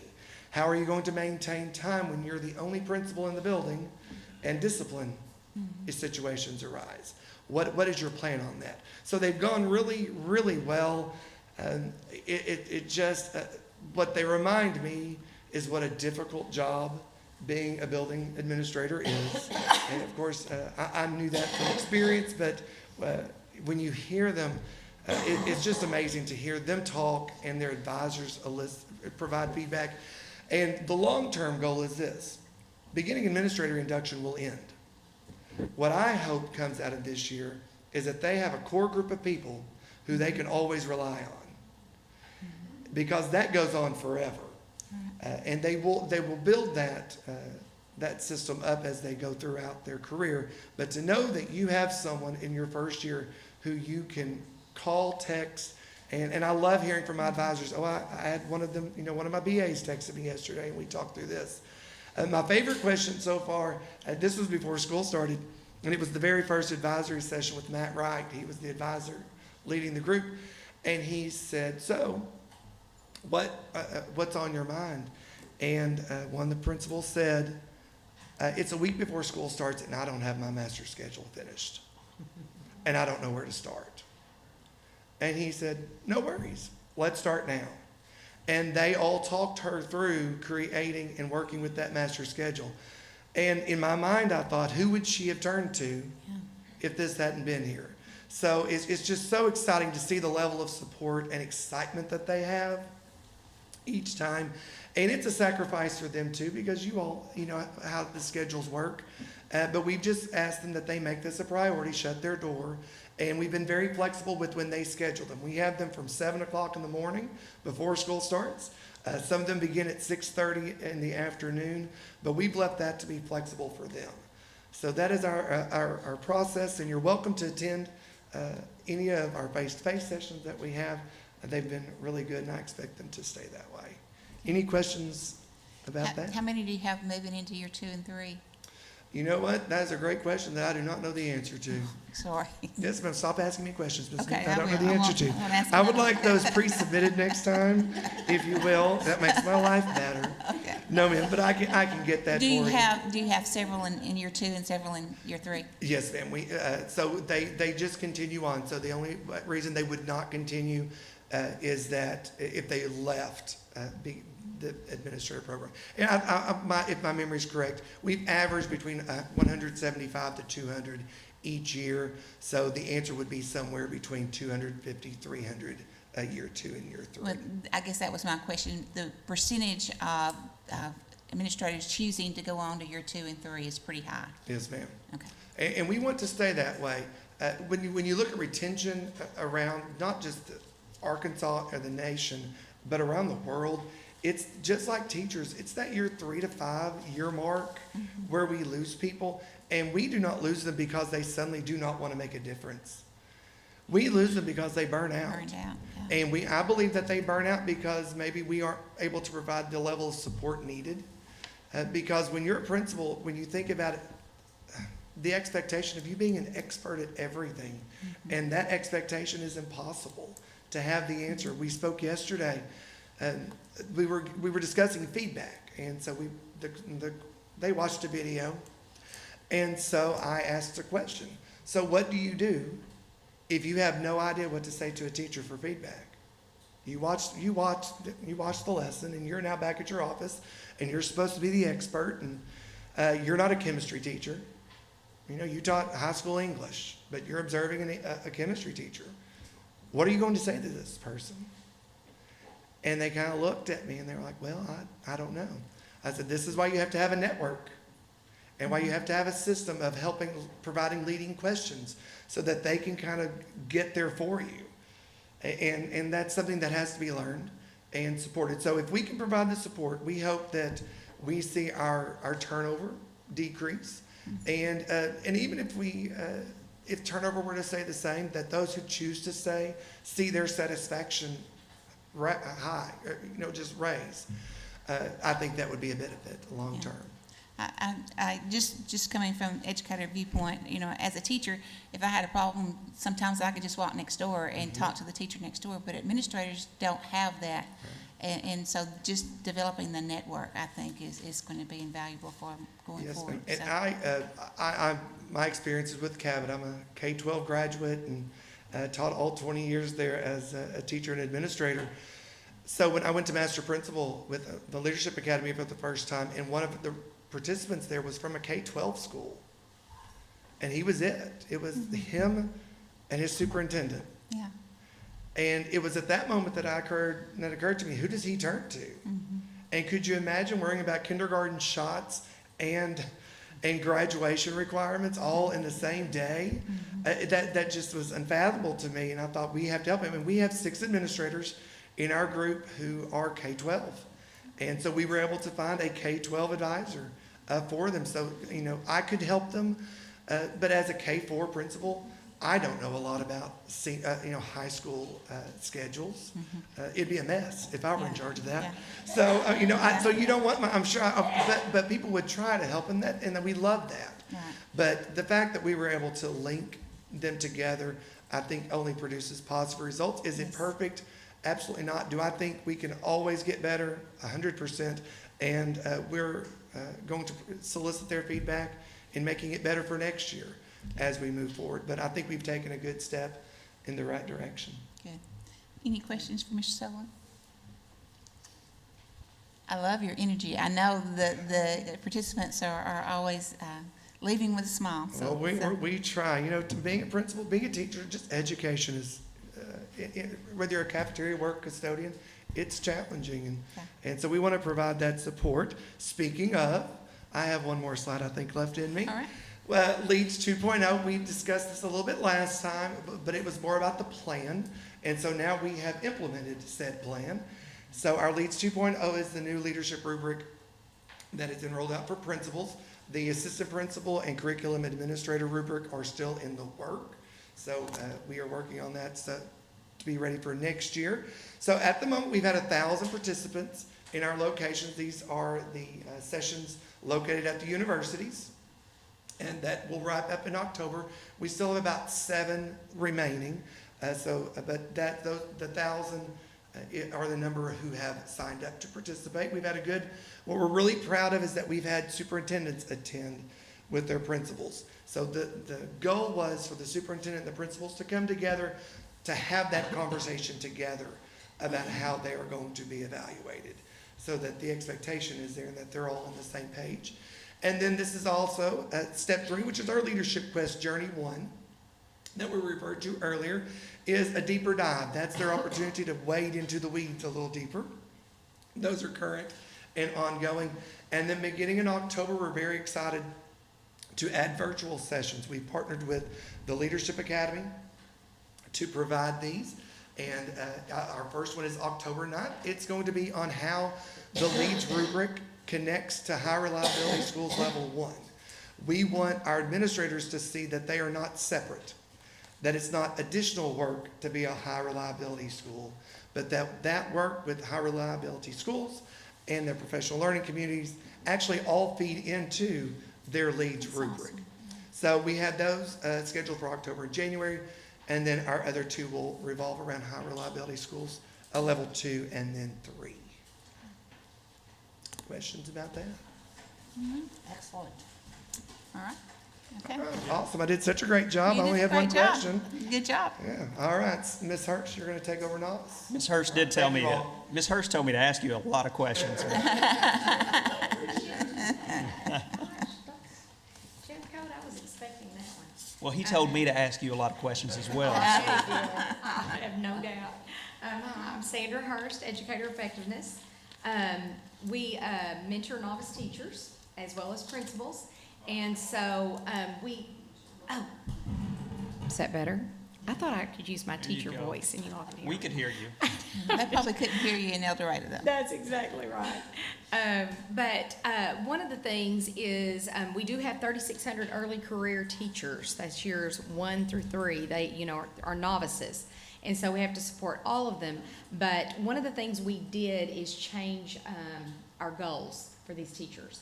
I know you all hear a lot about Act 1240 and a lot about teachers that maybe have been in that situation and not gone on to get their license. So this is how we decided to prioritize those goals. Increase in student achievement is determined by assessments, but at the end of 3 years, the teachers will be on a pathway to attain the career educator license. So we are intentionally working with those districts and with those co-ops who have teachers that have not gone into a pathway.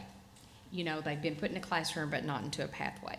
So, and again, our co-ops are doing something really interesting. We have I know we talked about this before, we have recruitment and retention facilitators that actually work with these novice teachers and help with the mentoring. But what we have to teach districts is that they are facilitators. They are not mentoring these teachers. They are helping districts learn how to do the mentoring.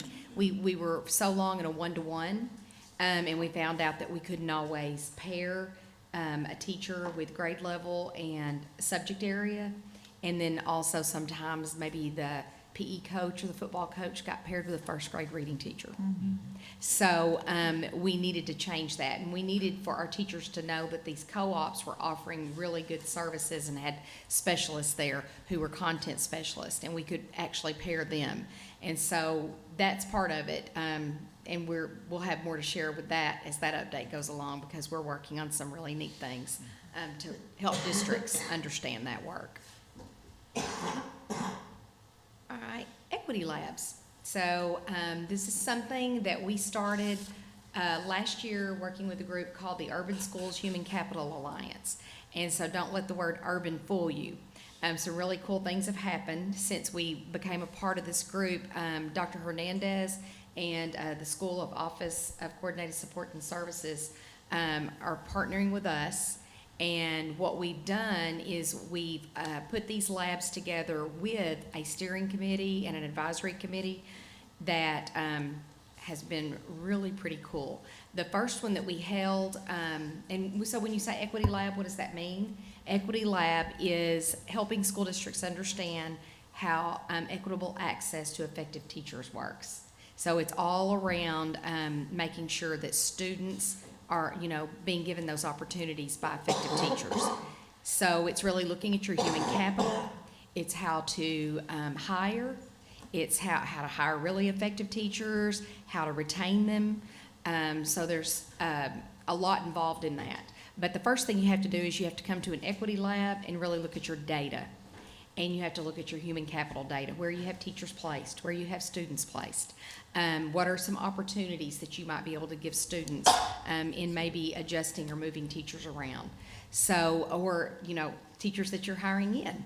So it's been a really cool experience, but we did a pilot group with Little Rock, North Little Rock, and Pulaski County Special School District, and also Jacksonville was a part of that, but we had to move their date, so that's why they're in the lab that's being scheduled. But we got a lot of really good data. There are 3 phases to it, and phase 1 is when they come in and work together as a leadership group, and then phase 2 is when they go back to their district and they start bringing in teachers and students to be a part of it. And then the 3rd phase is they reach out to community members, because once they found a root cause and once they've developed a theory of action, the 3rd one is to take strategies and work with the community on how we can hire teachers and how we can keep those teachers. So what phase is that first group in? That first, those 5 that are up there, they are just now in phase 1. Okay. They have until December to hold phases 2 and 3. And then the new group that's coming on, they will have the next semester to work on theirs. So they'll probably be like a semester behind.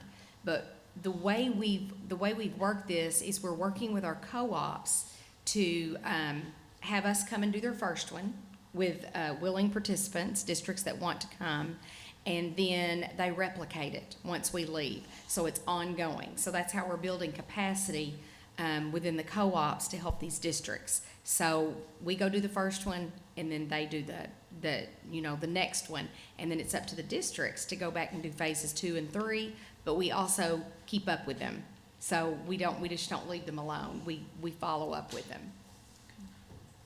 Does that make sense? Any questions? So who would attend, like as far as would district leaders attend the first one that you? Very important that the superintendent comes and that they bring their principals, and that they also bring someone in their office or that's in charge of their human resources, their HR. And so sometimes that's the principal and the superintendent. So, but they can bring a team. And the one that we did, let's see, at the Pocahontas Piggott Sloan Hendricks, that was at Northeast Co-op, and Pocahontas actually brought 15. They went ahead and decided to bring some lead teachers with them. Really, really good conversation. So have you found that as they continue the process, that those district leaders continue to come, or are they required to come to the Well, we don't say required. We highly recommend. Say, if you really want this thing to work, because it's only going to be as important to them as it is to you. So, so far, they're very willing to work with us. Little Rock's actually having us come back and do a repeat with them back in their home office. So, they're pretty serious about it. But I think once those principals start having that discussion with those superintendents, are we really being equitable across the board here?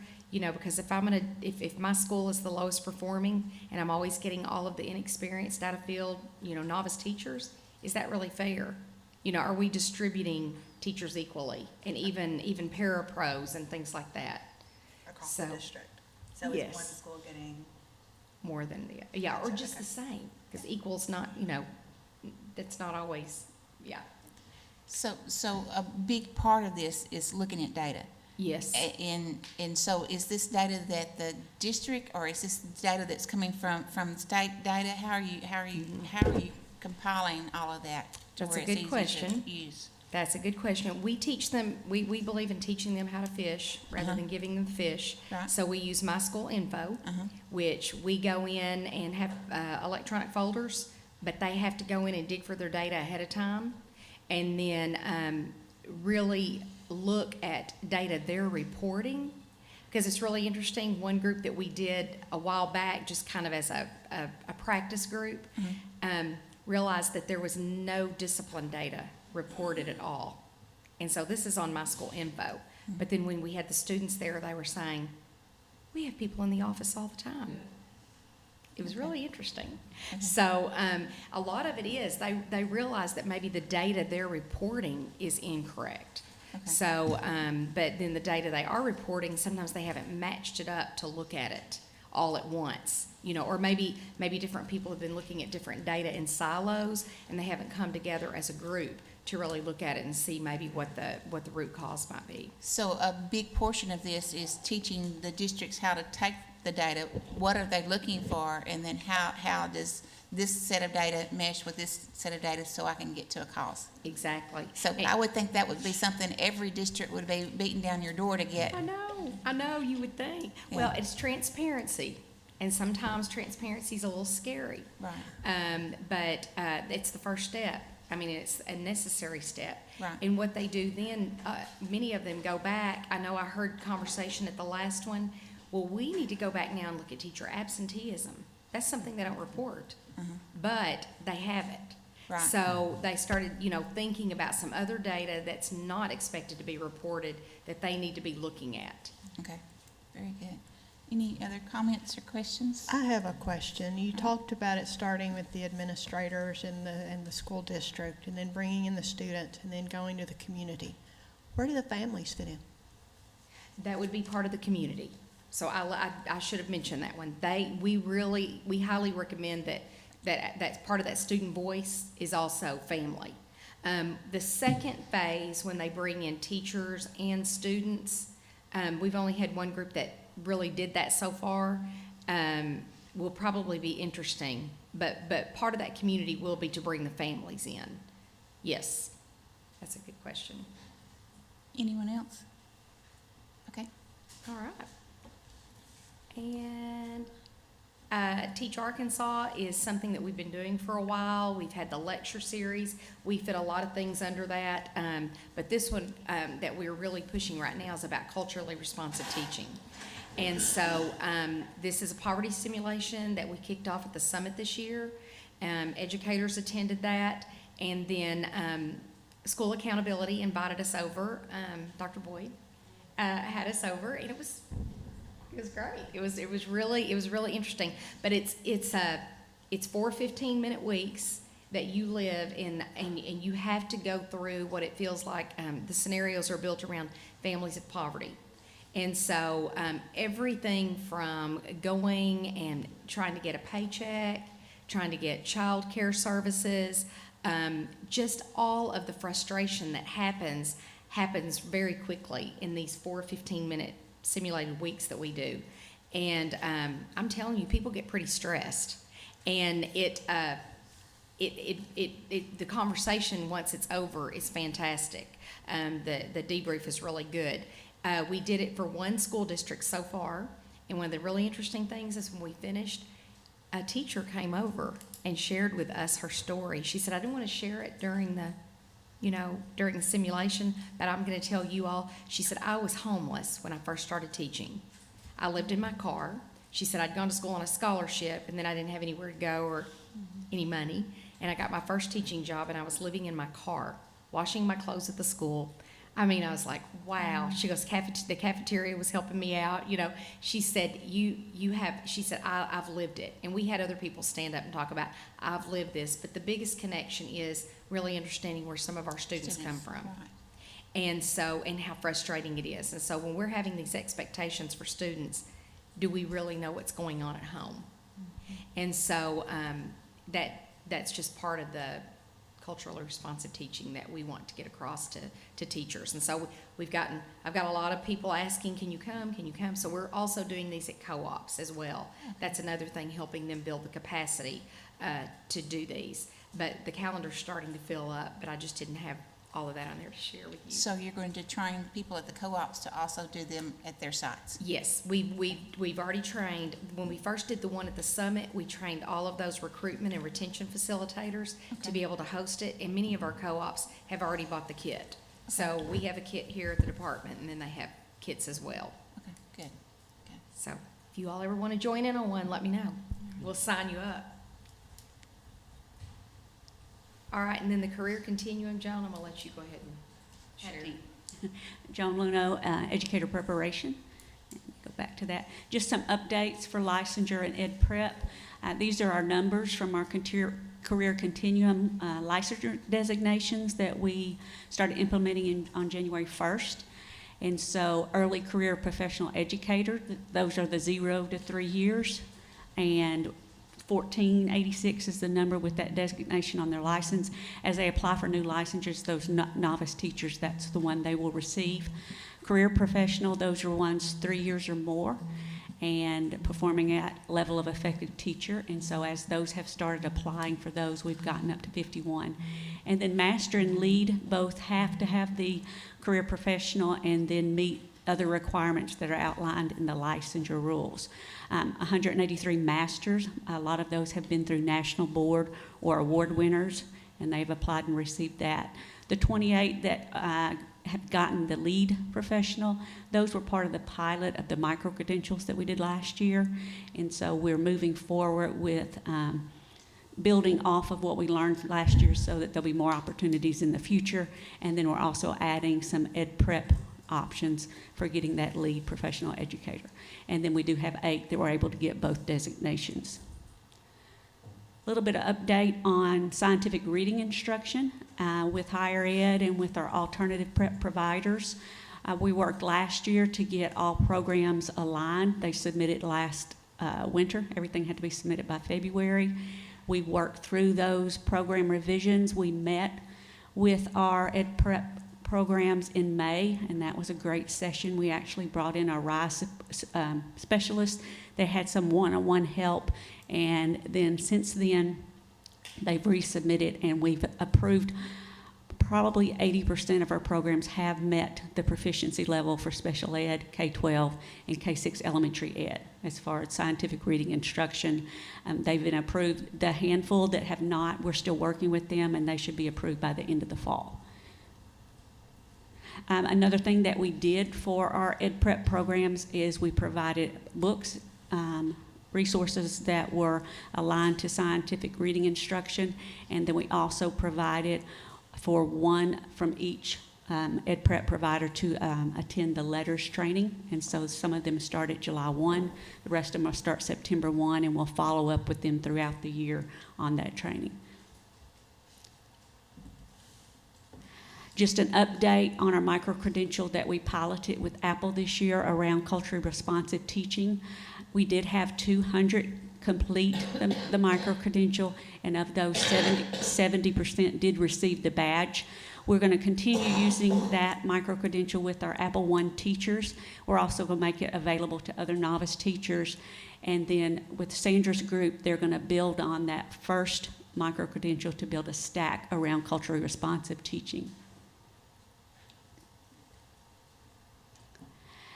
One other thing that we've worked on this year is promoting the profession to parapros, And so I've worked with some of the universities that have, a lot of those already had those general studies degrees, but they have had them focused more on meeting the needs of paraprofessionals with flexible scheduling, with extra advising.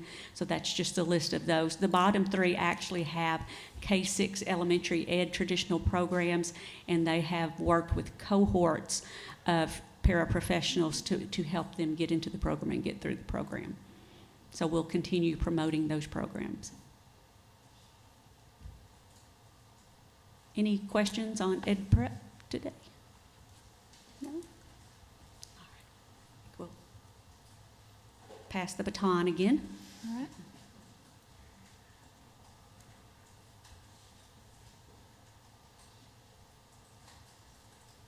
Good morning, Frank Servideo, Educator Effectiveness.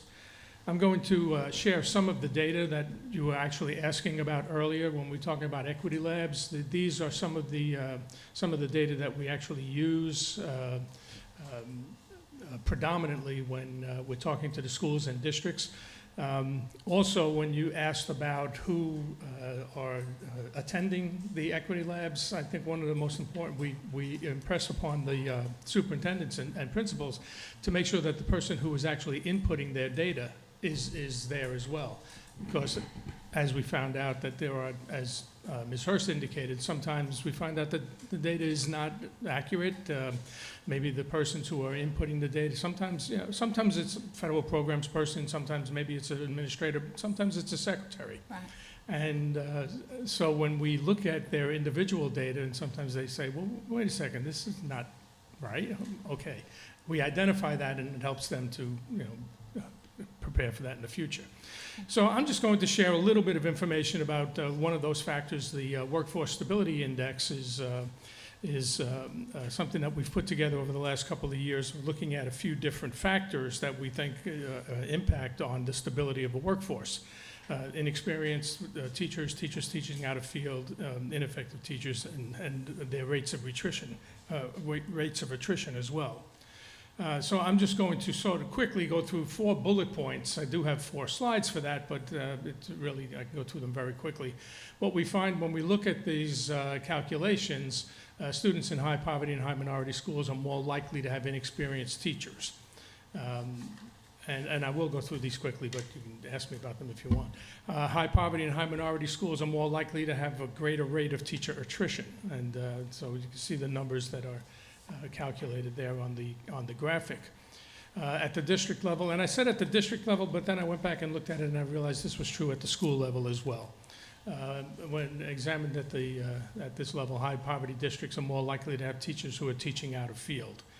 Actually, though, no, I'm sorry about that. Out of field at the district level, and it's high poverty is greater than low poverty.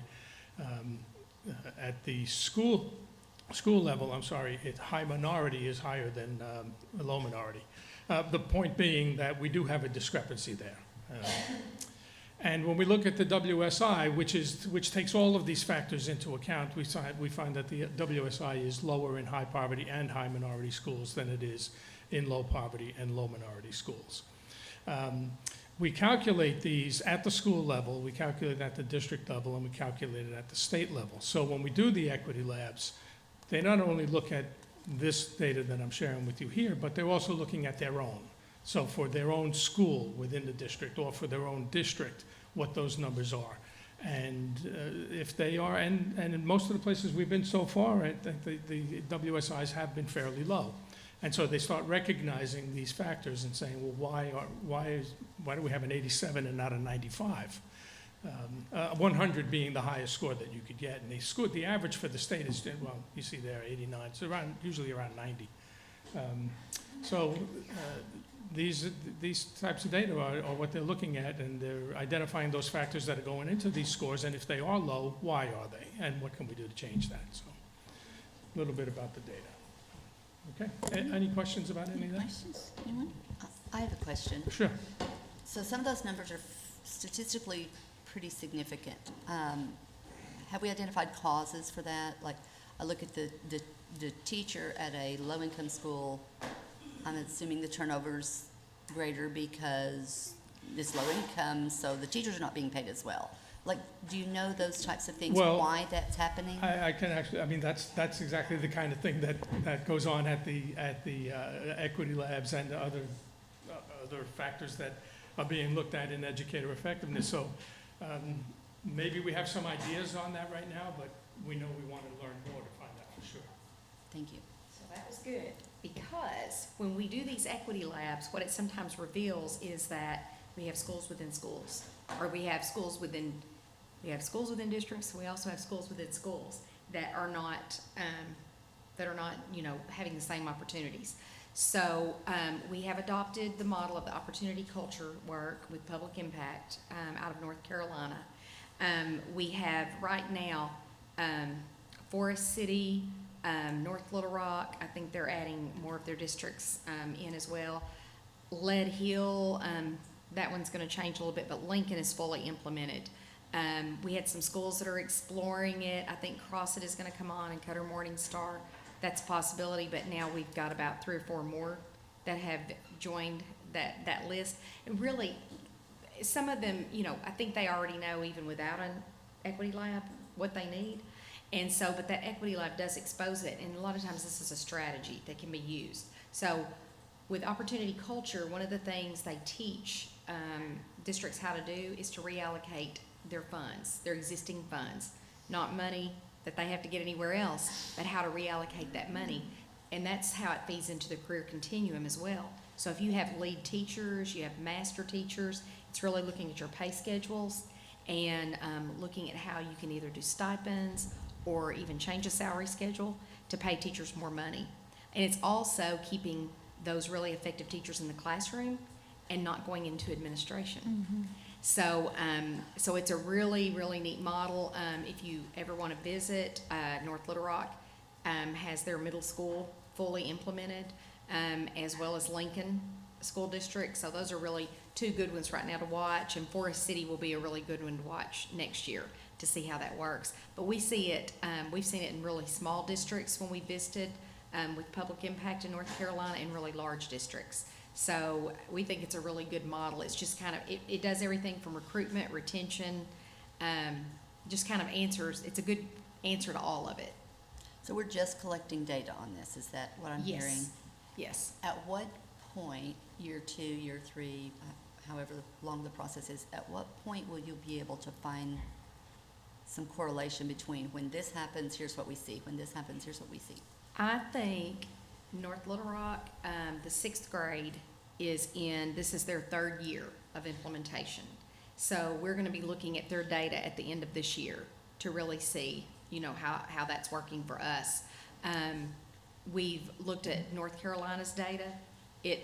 It's been fantastic, and even some other states, but it's just they're the spearhead of this. But yeah, so it's always shown student growth in the districts who implement it with fidelity. So it's like I just can't halfway do it. I have to really know that I'm putting the right teachers with the right students. Thank you. Any other questions? All right. Turn this over to Dr. Bailey. All right. Okay, I'm gonna wrap it up for educator effectiveness and licensure update for this morning. And as you can see, we've talked about several opportunities such as equity lab, poverty simulation, and opportunity culture, as Ms. Hurst just went over. And I would also not only invite you, but also encourage you to participate. And if you want to know some dates and things like that, just get with one of us. And I've been through those. I think all of them now, haven't I, Sandra? And for the first time this year. And I tell you what, it's been awesome, an awesome experience as me as a former teacher and administrator. And so I would highly suggest to be involved in those. I just went through the equity lab the other day, and it just brought to light so many things. And for sure the importance of examining and looking at your data and knowing what it means. Yeah. And, and I got to talk to some groups, and I said, guys, the teachers need to know what this means. Not just you as the principal, the teacher needs to know it too. And if that's not happening, I'm going to encourage you to, for that to be happening. And so anyway, I just wanted to say that. But I'm really excited to share something this morning. It's actually exploded. okay? When we discussed not only all these opportunities that we've told you about this morning, but we've talked just as a team up on the 4th floor. And, we've talked about, we've got all these things going, which are awesome. And of course, one of our huge and biggest goals, not only in our division, but the entire agency, is to provide equitable access to all of our students across the state to have a highly effective teachers in every single classroom. And that's a huge goal. And that's one that we're working on. And so you just heard several things that we're doing. That's just a sampling of all the things that we're doing each and every day here at DESE now, DESE. And, but we came up with, we said, we know we're doing this and we're doing that, but what do our stakeholders think about it? And I guess I'm pretty big on that, because when I was a former administrator, I always sought out that, because I think that's important, to talk to your parents and talk to your legislators, talk to your teachers and your administrators, and also a big one is talk to your students. And so anyway, we've done some work here recently, and we're putting a brand new team together, not only to help us in our division, but to help the entire agency to seek feedback and seek input from our stakeholders. So we've come up with this. We put a commissioner's memo. It just went out like 2 or 3 days ago. And of course, when this went out, I was talking, and I said, well, we might get, I don't know, maybe 7 or 8 people will want to be on it. That'd be good. That'd be a good start. And that's kind of what I had in my mind. I don't know why, but I just thought, well, I know everybody's busy and we got things going on. I'll be tickled though if we have 7 or 8. Guess how many people? So now I may have a challenge on my hands. And 138, and it's only been out 3 or 4 days. Wow. Across the state want to participate in this team. So that's exciting, and I'm just like, oh my word. So we may have to have 2 teams, I don't know, but we'll figure it out, and it's exciting, it's awesome that many people, because it's a voluntary position, and to help us out across the state of Arkansas, and to make sure that we are providing equitable access to all of our kids. Maybe you can have teams by region of the state. And we are. We're looking at, and that was part of it in the commissioner's memo. We said, of course, it's going to be first come, first serve. That was, I tried to kind of think this through. We all did. And first come, first serve basis, and we're kind of keeping it in order of when we got it. Also, we're going to have a diverse group, and across the 4 corners of the state, and in different positions. We won't have we won't have just a group of bunch of superintendents or all teachers. We're going to try to have a variety. Good. So I'm sure I'll be sending something out. Thank you for your interest, but we have a lot. But it is exciting, and we'll try to work through all that. But I did want to let you know about that. If you would like to participate in this team, obviously sign up, let us know, and help us accomplish the goals that we have in front of us. But they're exciting goals. So anyway, just congratulations. Thank you very much. Thank you. Anyone have a question before we move on? Okay. We'll talk about English learners now, Ms. Kerr.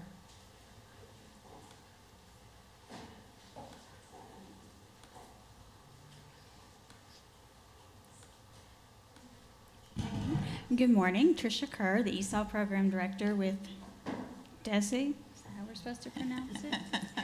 We're all getting used to that new acronym.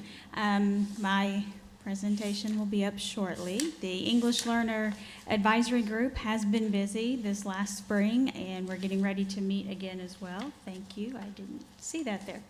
We met in April to discuss and review some feedback that we received from an implementation survey related to our professional judgment rubric and exit criteria. That set of criteria to exit English learners from English learner status last year was the first year to fully implement that. We did have 142 responses, and districts felt overall able to implement the new criteria. Where we're having the most challenge is at kindergarten and 11th and 12th grade, because that is where it's harder to obtain 2 additional data points related to their performance in classroom performance that's somewhat standardized. We can't use grades, so those are thrown out, but different common assessments that they might use at those grade levels. But the responses on there did give us some ideas, because districts would say what items they used in kindergarten and 11th and 12th. So we've been sharing what districts, District A has used when District B calls and asks us what can we use. It's given us more ideas to share with them. We reviewed data on our 2018 ELPA 21 proficient students' corresponding state assessment results and their fall 2018 status. You're free to look at that. I wasn't necessarily going to go into that today, but basically what we did is the Office of Innovation for Education, the staff there, Denise Arola and her staff that work on data analysis for us, they looked at, for the students who scored proficient on ELPA 21 in 2018, what was their EL status in 2019? And did it match the available state assessment data points that we have? Because ACT Aspire, for example, or the K2 assessments can be used as the professional judgment rubric data to potentially exit a student. We found that 7% of elementary students with 2 sufficient assessment data points were not exited. So we are working on working with those districts to make sure they understand the criteria. It is a learning process. We're aware of that. One thing that we did notice in this is that it was very consistent. Students who were exited had higher scale scores than non-exited students. So it kind of made us confident that so far the criteria that we're using seems to be reflected in their achievement on the state assessments that are also used for accountability. One question that came up in the group was, should we require 1 data point for 11th and 12th grade instead of 2? Or should we require 1 point to be English language arts based? After a lot of discussion, we decided to wait another year to see how things come when they do analysis this year. They're exiting again, and see how many kids. The concern about the English language arts piece is that sometimes they would have to exit a student who in math and science, they were ready on Aspire, but in English language arts, it was close. And so some people don't feel real comfortable exiting their English learners when their English language arts score was that close. But part of what we were advised and what's in the research and the guidance from the U.S. Department of Ed is we're not supposed to be using English language arts assessment results as part of exit criteria. So for us to get down to saying that piece of data is the one that has to be sufficient is not going to be allowed. So we've been trying to explain that. Plus we've been trying to point out that if you can score ready on science and ready on math, as you heard earlier, you're probably doing pretty well.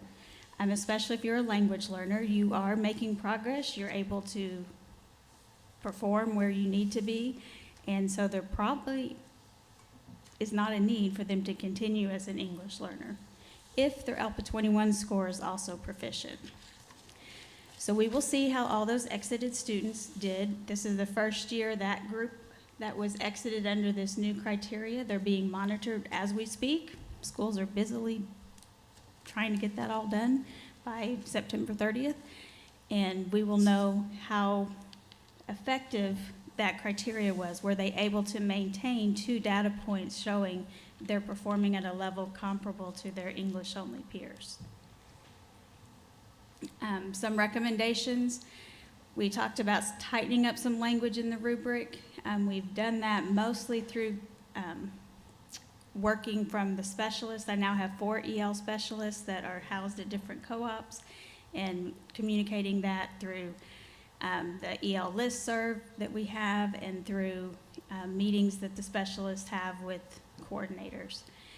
In addition, we are reaching out to districts who indicated using evidence not approved. Like some said, well, we use grades. Grades are not something we were allowing. We will examine how these students who were exited without an ELA score performed on the spring 2019 state assessments. We are in that process now. Then another thing that they reviewed were our language instruction educational program codes. Districts have to do two things under the rules from, or the policies and laws and that we have from the U.S. Department of Ed and from court cases and such, and from Lau versus Nichols, which is a pivotal court case that we use in our field, that we have to provide for instruction in English language development, and we have to provide meaningful access to the full core curriculum. So we have added 2 fields to eSchool so that we can find out how is each English learner being provided those 2 things. How are they being provided instruction in English language development, and how are they provided meaningful access to the full curriculum? They will use those codes to form the basis for submitting a district English learner plan. And these codes, the descriptions with the codes, the content of the English learner plan, all went through this group. They gave feedback. We revised it multiple times to have what we now are using. It is a learning curve year. Questions so far? Did you indicate that the assessment to see whether they were ready to exit, does that take place in the spring? Or is it throughout the year? On the professional judgment rubric, it says within the last year. So Okay. the ALPA 21 score is in the spring, and it's supposed to be the most recent data available. So if they were doing well in the fall, but by spring, all the other data says, no, you don't have to reach back and use the fall data and say on the, what's a piece of data? Star reading, if that's what they were using. Maybe they started the year okay, but by the end of the year, they're a year below grade level. You can use the most recent one available. Okay. Well, what I was wondering is, do they have a summer slide with their language skills when they're out of the school culture for 3 months? Research is kind of, you can find research that says yes, they do, and you can find research that says no, they don't, and depends on also what the districts provide during the summer. Some districts provide programs to help with that, some don't. So that's part of what the monitoring period is for, because once they enter the monitoring period, they're monitored for 4 years after they're exited. So if they can't maintain that level of performance without being an English learner and receiving services or accommodations, they can be brought back into the program. Anyone else? Okay. Then we also met to discuss the Title III formula grant application, and that has been a major overhaul from the prior grant. One of the things they have to do is describe their base English learner services because of Title VI, Lau versus Nichols, Castaneda versus Picard. It's also part of the standards for accreditation that you provide those services. They had to outline their 3 required activities for Title III and any additional activities they want to do. And then their budget has to clearly align with activities. It's been a learning process for everyone. Our goal was to get them, if you say you're going to do something for your language instruction educational program, then it needs to show up in your budget. If you say you're doing something in your budget, it needs to be in your application. So we're in the process of going back and forth with districts to make sure that they describe what they're going to do and then their budget for it, and that they match.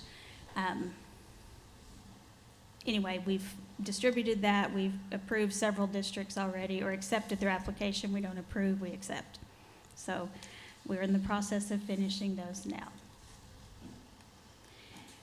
The district English learner plan, we received feedback on that English learner plan, which was related to the language instruction educational program codes. Overall, we had very favorable response from the advisory group about doing this.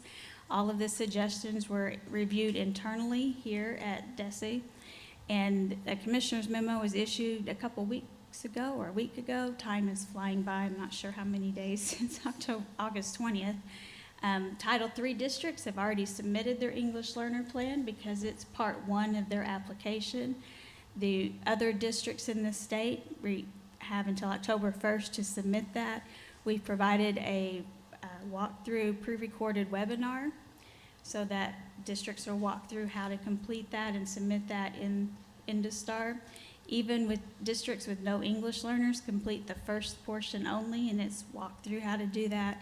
That first portion is just some basic assurances that the basic processes are in place of having a home language usage survey, that you do that.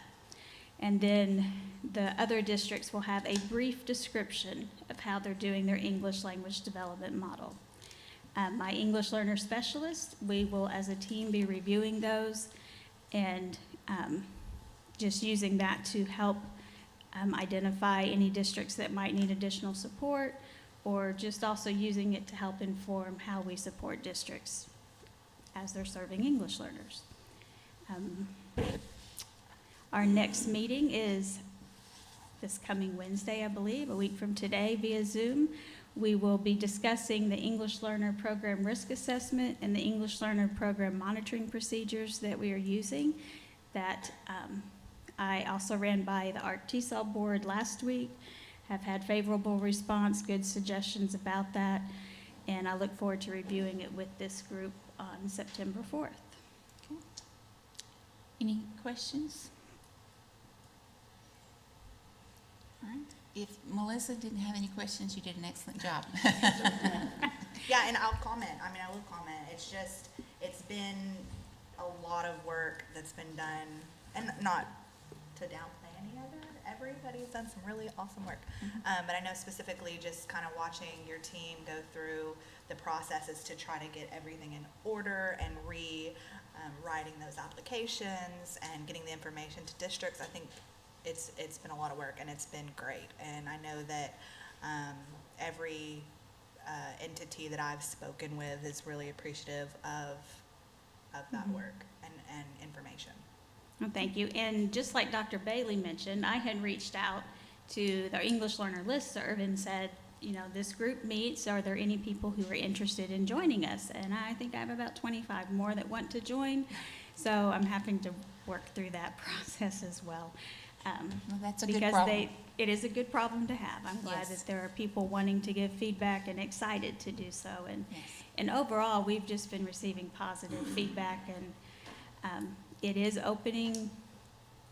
The things we're doing are opening some eyes in places, but people are like, oh, we just didn't know. But Right. now that we know, we want to do what we need to do to help Right. our kids. Yes. So now how can we help our kids? So that's opening up good conversations and opportunities to now also provide professional development to educators on how best to work with their kids. All right, thank you. Okay, All right. thank you. Let's see, we are to the ESSA School Index. Dr. Boyd again. Hi, You have a lot friends. to do, Dr. Boyd, don't you? Yeah. So I just wanted to point out a couple dates to you all.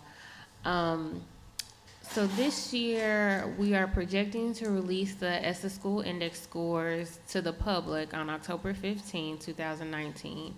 On that same day, we'll also release the school rating, which is the letter grade. And then we're working on releasing, so remember I talked about the report card earlier and you know how it has a ton of information in it. A lot of the information in the report card comes from the data that's used to calculate the ESSA index score and the letter grade. And so since that comes out in October, we're working really hard to push up the release of the report card this year. Specifically the data that we already have processed for the ESSA school index and the school letter grade. We can't give you an exact date. It's not, the federal government requires it to be out around April 15th of 2020. What we're trying to do is provide stakeholders with the information sooner rather than later. So it could be that it comes out in 2 phases. The information that we already have as of October, we can process it and try to get it in earlier. And then there's some other data that we collect in the spring that may not be released until a later date in the spring. So that's what we're working on. We're not making any promises, but we're working on it. Also, oh yes, so we just released today the business rules for the ESSA index score, which will be calculated not this October, but October of 2020. So the business rules are out now, and we put those out so that people will understand the decisions that they're making throughout the school year, how those could potentially affect the rating that they'll get based on what's going on this school year. And that's, I have the commissioner memo number. It's COM-20-027. So it was just released this morning. Okay, good. You have any questions? I do have one question, and this, just because I'm new, I don't know. How often do we look at what's included in those ESSA scores and reevaluate the need to maybe give something less weight, more weight, add things, take things away? Right, that's a great question. So our ESSA school index scores are based on our contract with the federal government. And so if we wanted to change anything in them, we would have to do an amendment process, which is a pretty lengthy process. What we're doing right now is we're monitoring, and part of my job is to do just what you said, is to look at the different metrics and see if they're informing us in the way that we intended them to.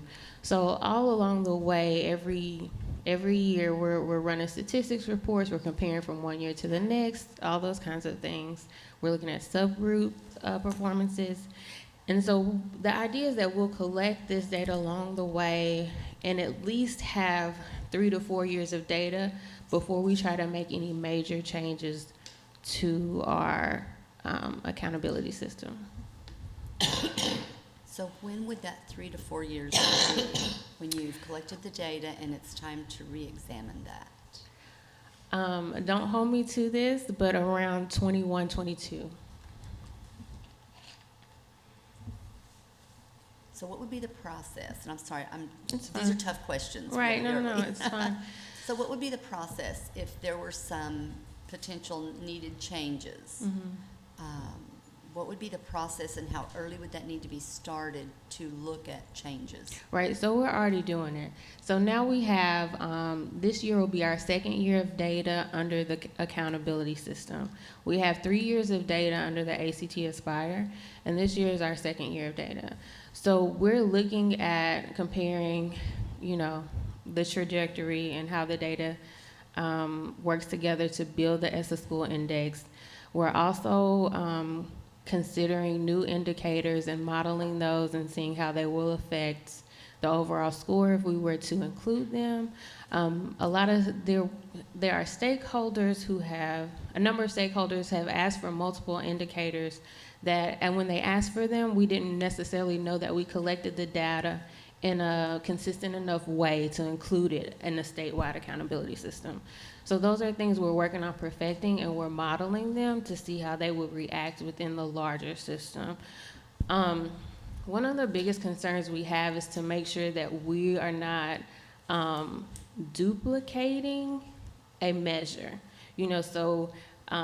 There may be multiple measures that they're different numbers, like let's say completing on-time credits as well as GPA. Are they measuring the exact same thing? Do we need to have both of those in there? So those are the kinds of things that we're looking at. The process is that we're listening to stakeholders, we're monitoring our data, and we have quarterly meetings with an outside group to talk about that data, to help us make decisions about what we should consider and what we shouldn't consider moving forward. So it's a consistent process that's already taking place. And if one wanted to become involved in that process more deeply? You already are. Just let me know. Okay, I feel like there may be some areas we've missed. I have not looked at any duplicative things in that report card. I feel like we've missed maybe some opportunities to include some of our career and technical education achievements, which... That's one thing we're working on right now. Yeah, we're working on that with our friend, Dr. Kramers. We're working on that. I'd love to be included on any of those discussions. Of course. Any other questions for Dr. Boyd? Thank you. Thank you. All right, last but not least, Ms. Bennett, on timeline for Perkins.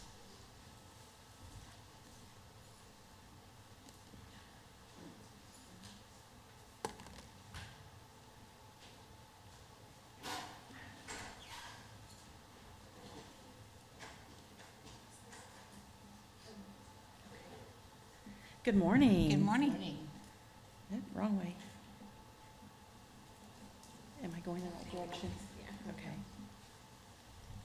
There we go. Thank you so much. So we just want to do a quick update on where we are with Perkins. We are just coming off the end of a visit from OCTAE, Career and Technical Language. That is the Office of Career, Technical, and Adult Education from the U.S. Department of Education. So they came to Arkansas and did a technical visit. They were very pleased. Our transition plan has been approved both by the U.S. Department of Education and the Arkansas State Board of Education. We're very appreciative of that transition year as we're writing the full state plan, which will be submitted next spring in 19. So we are getting ready to post the public comment period for performance targets. The performance targets are for the state, and that will include a choice of 3 things we can do as a state for Perkins, which is choosing as one of our program quality indicators work-based learning, industry-recognized credentials, or concurrent enrollment. And right now, we're leaning between the 2 of work-based learning opportunities or the industry-recognized credentials. We feel strongest about our ability right now to do industry credentials. We've already kind of started on that path. We have students doing a great job and schools doing a great job with that. And our work-based learning, we have just released the full infrastructure of what that looks like for schools in the state of Arkansas with PD across the state this summer. And so as we get that framework set up more strongly, we feel like that's a place that we can add as a potential quality indicator year 2 and year 3 as a part of our plan. So that will go live, public comment, August, September. And in November, we will actually do public comment period on the draft of the full state plan. Then it goes to review by the governor for a 30-day review. And then based on that review, we make revisions on both public comment and the governor's review.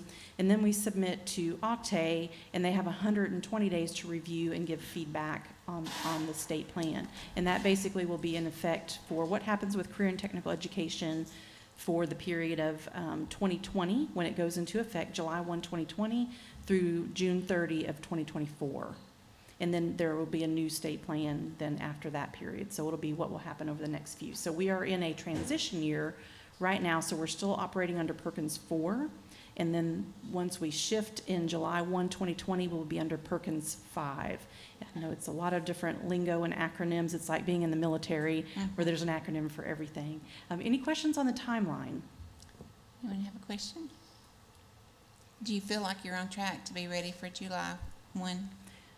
We do. We feel really, really good. We've had great stakeholder feedbacks, and I have to give credit to the Department of Education and their team for ESSA, because everything that you've done has been a foundation for what we're doing. Great. The stakeholder engagement process, we met with staff, learned what the process was for stakeholder engagement.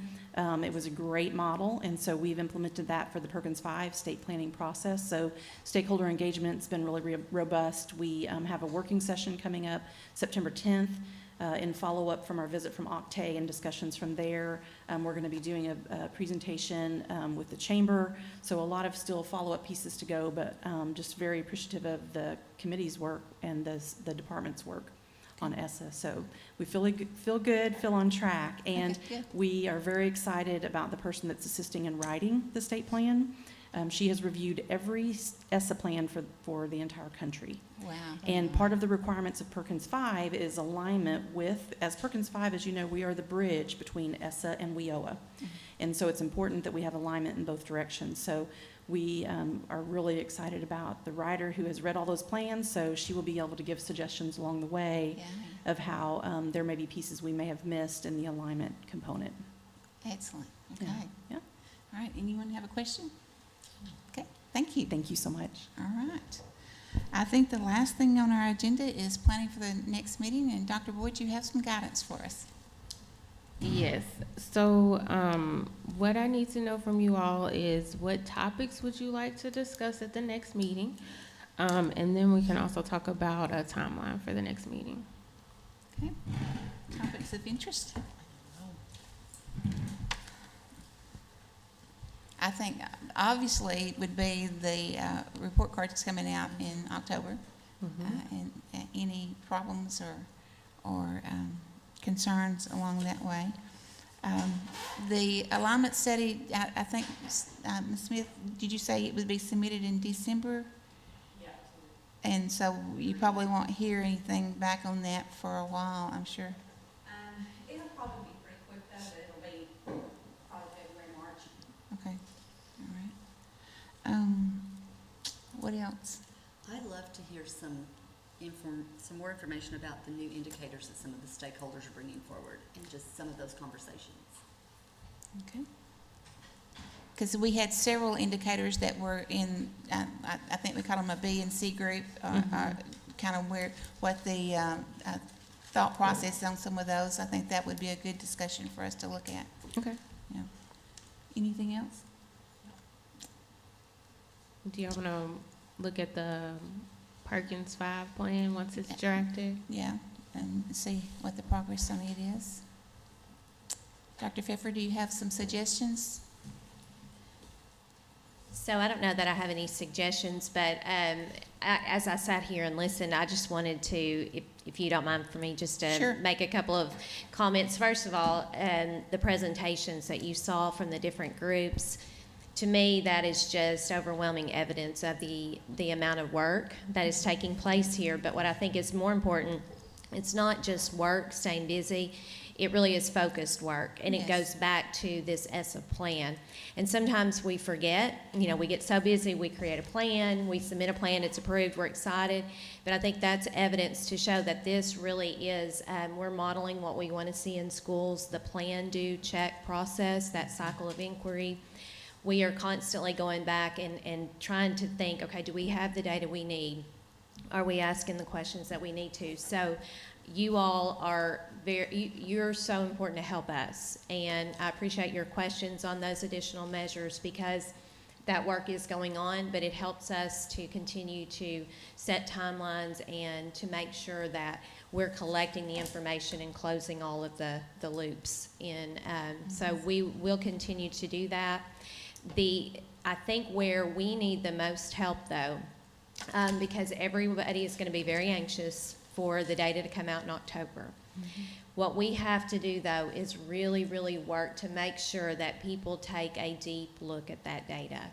People tend to want to stop at a number or a letter. And we cannot stress enough the importance to go deeper. We need to look at every student, and we need to be asking schools, are you having conversations with your school boards, with your parents, with your teachers, with your students about how well are we serving all of our kids? And that data is broken down, and we need to be having the hard conversations around, you may be okay with your overall letter grade, but when you start looking at those groups of students, would every student group have the same the same outcome, or do we have groups of students that we're not serving as well as we could? And not that that's an indictment on anybody, but that's just the beginning of setting the stage for what do we do next. Could part of what we do maybe a little bit next time, just take a no-name school, not pull any names, but actually show us how to go in and, these are the data points that are most important. These are the data points that school districts really need to be paying attention to. And because I know we have so many that watch the live stream. And so not only would it be a tutorial for us, but it might be a tutorial for some of those that are watching too. I think that's something that we could definitely do. And I know we have the experts in this room who are doing that already with schools, and that could definitely walk through, and I think that'd be a great model. So, yeah. If I can just tag along to what you said, and first of all, thank everybody. Yes. Because I've learned so much today. I came here thinking I knew some things, and I couldn't have been more wrong, and not knowing, you don't know what you don't know. But in that conversation of don't just look at that letter grade, would that letter grade apply to every student? In reflecting even at our school, which I think as a whole is a very high achieving district, we found a small indicator where we had 0 achievement in a district. So it doesn't matter if it's an A if achievement is 0 in some areas. So I appreciate you pointing that out. That's very critical. Yes, yes. So you have a suggestion for a date, maybe? Yes, I do. I'm thinking either early December or sometime in January. Does the committee have a preference, December or January? Senator English, I know your session I'm trying to starts. think of the legislative schedule. We'll be starting budgets, I guess, in November, but that doesn't matter. Well, I would say early December. December, would that be agreeable to everyone? Yeah, December? I'm thinking about testing starting. Right, okay. So how about sometime in December, you have a date that you have? Because we usually do like the third Wednesday, but since it's Christmas holidays, we can't do that time, so. I didn't even think about that. Let me pull up a calendar.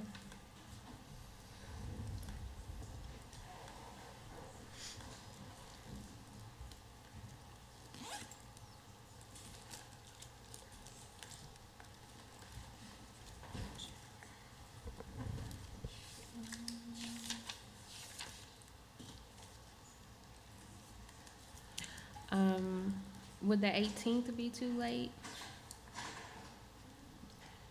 Any preference?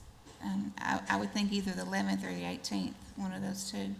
11th sounds better. Okay, Do 11th, okay, 11th, 18th is getting pretty close to Christmas. right, yeah. So let's do December 11th, 9:30 That again? sounds good.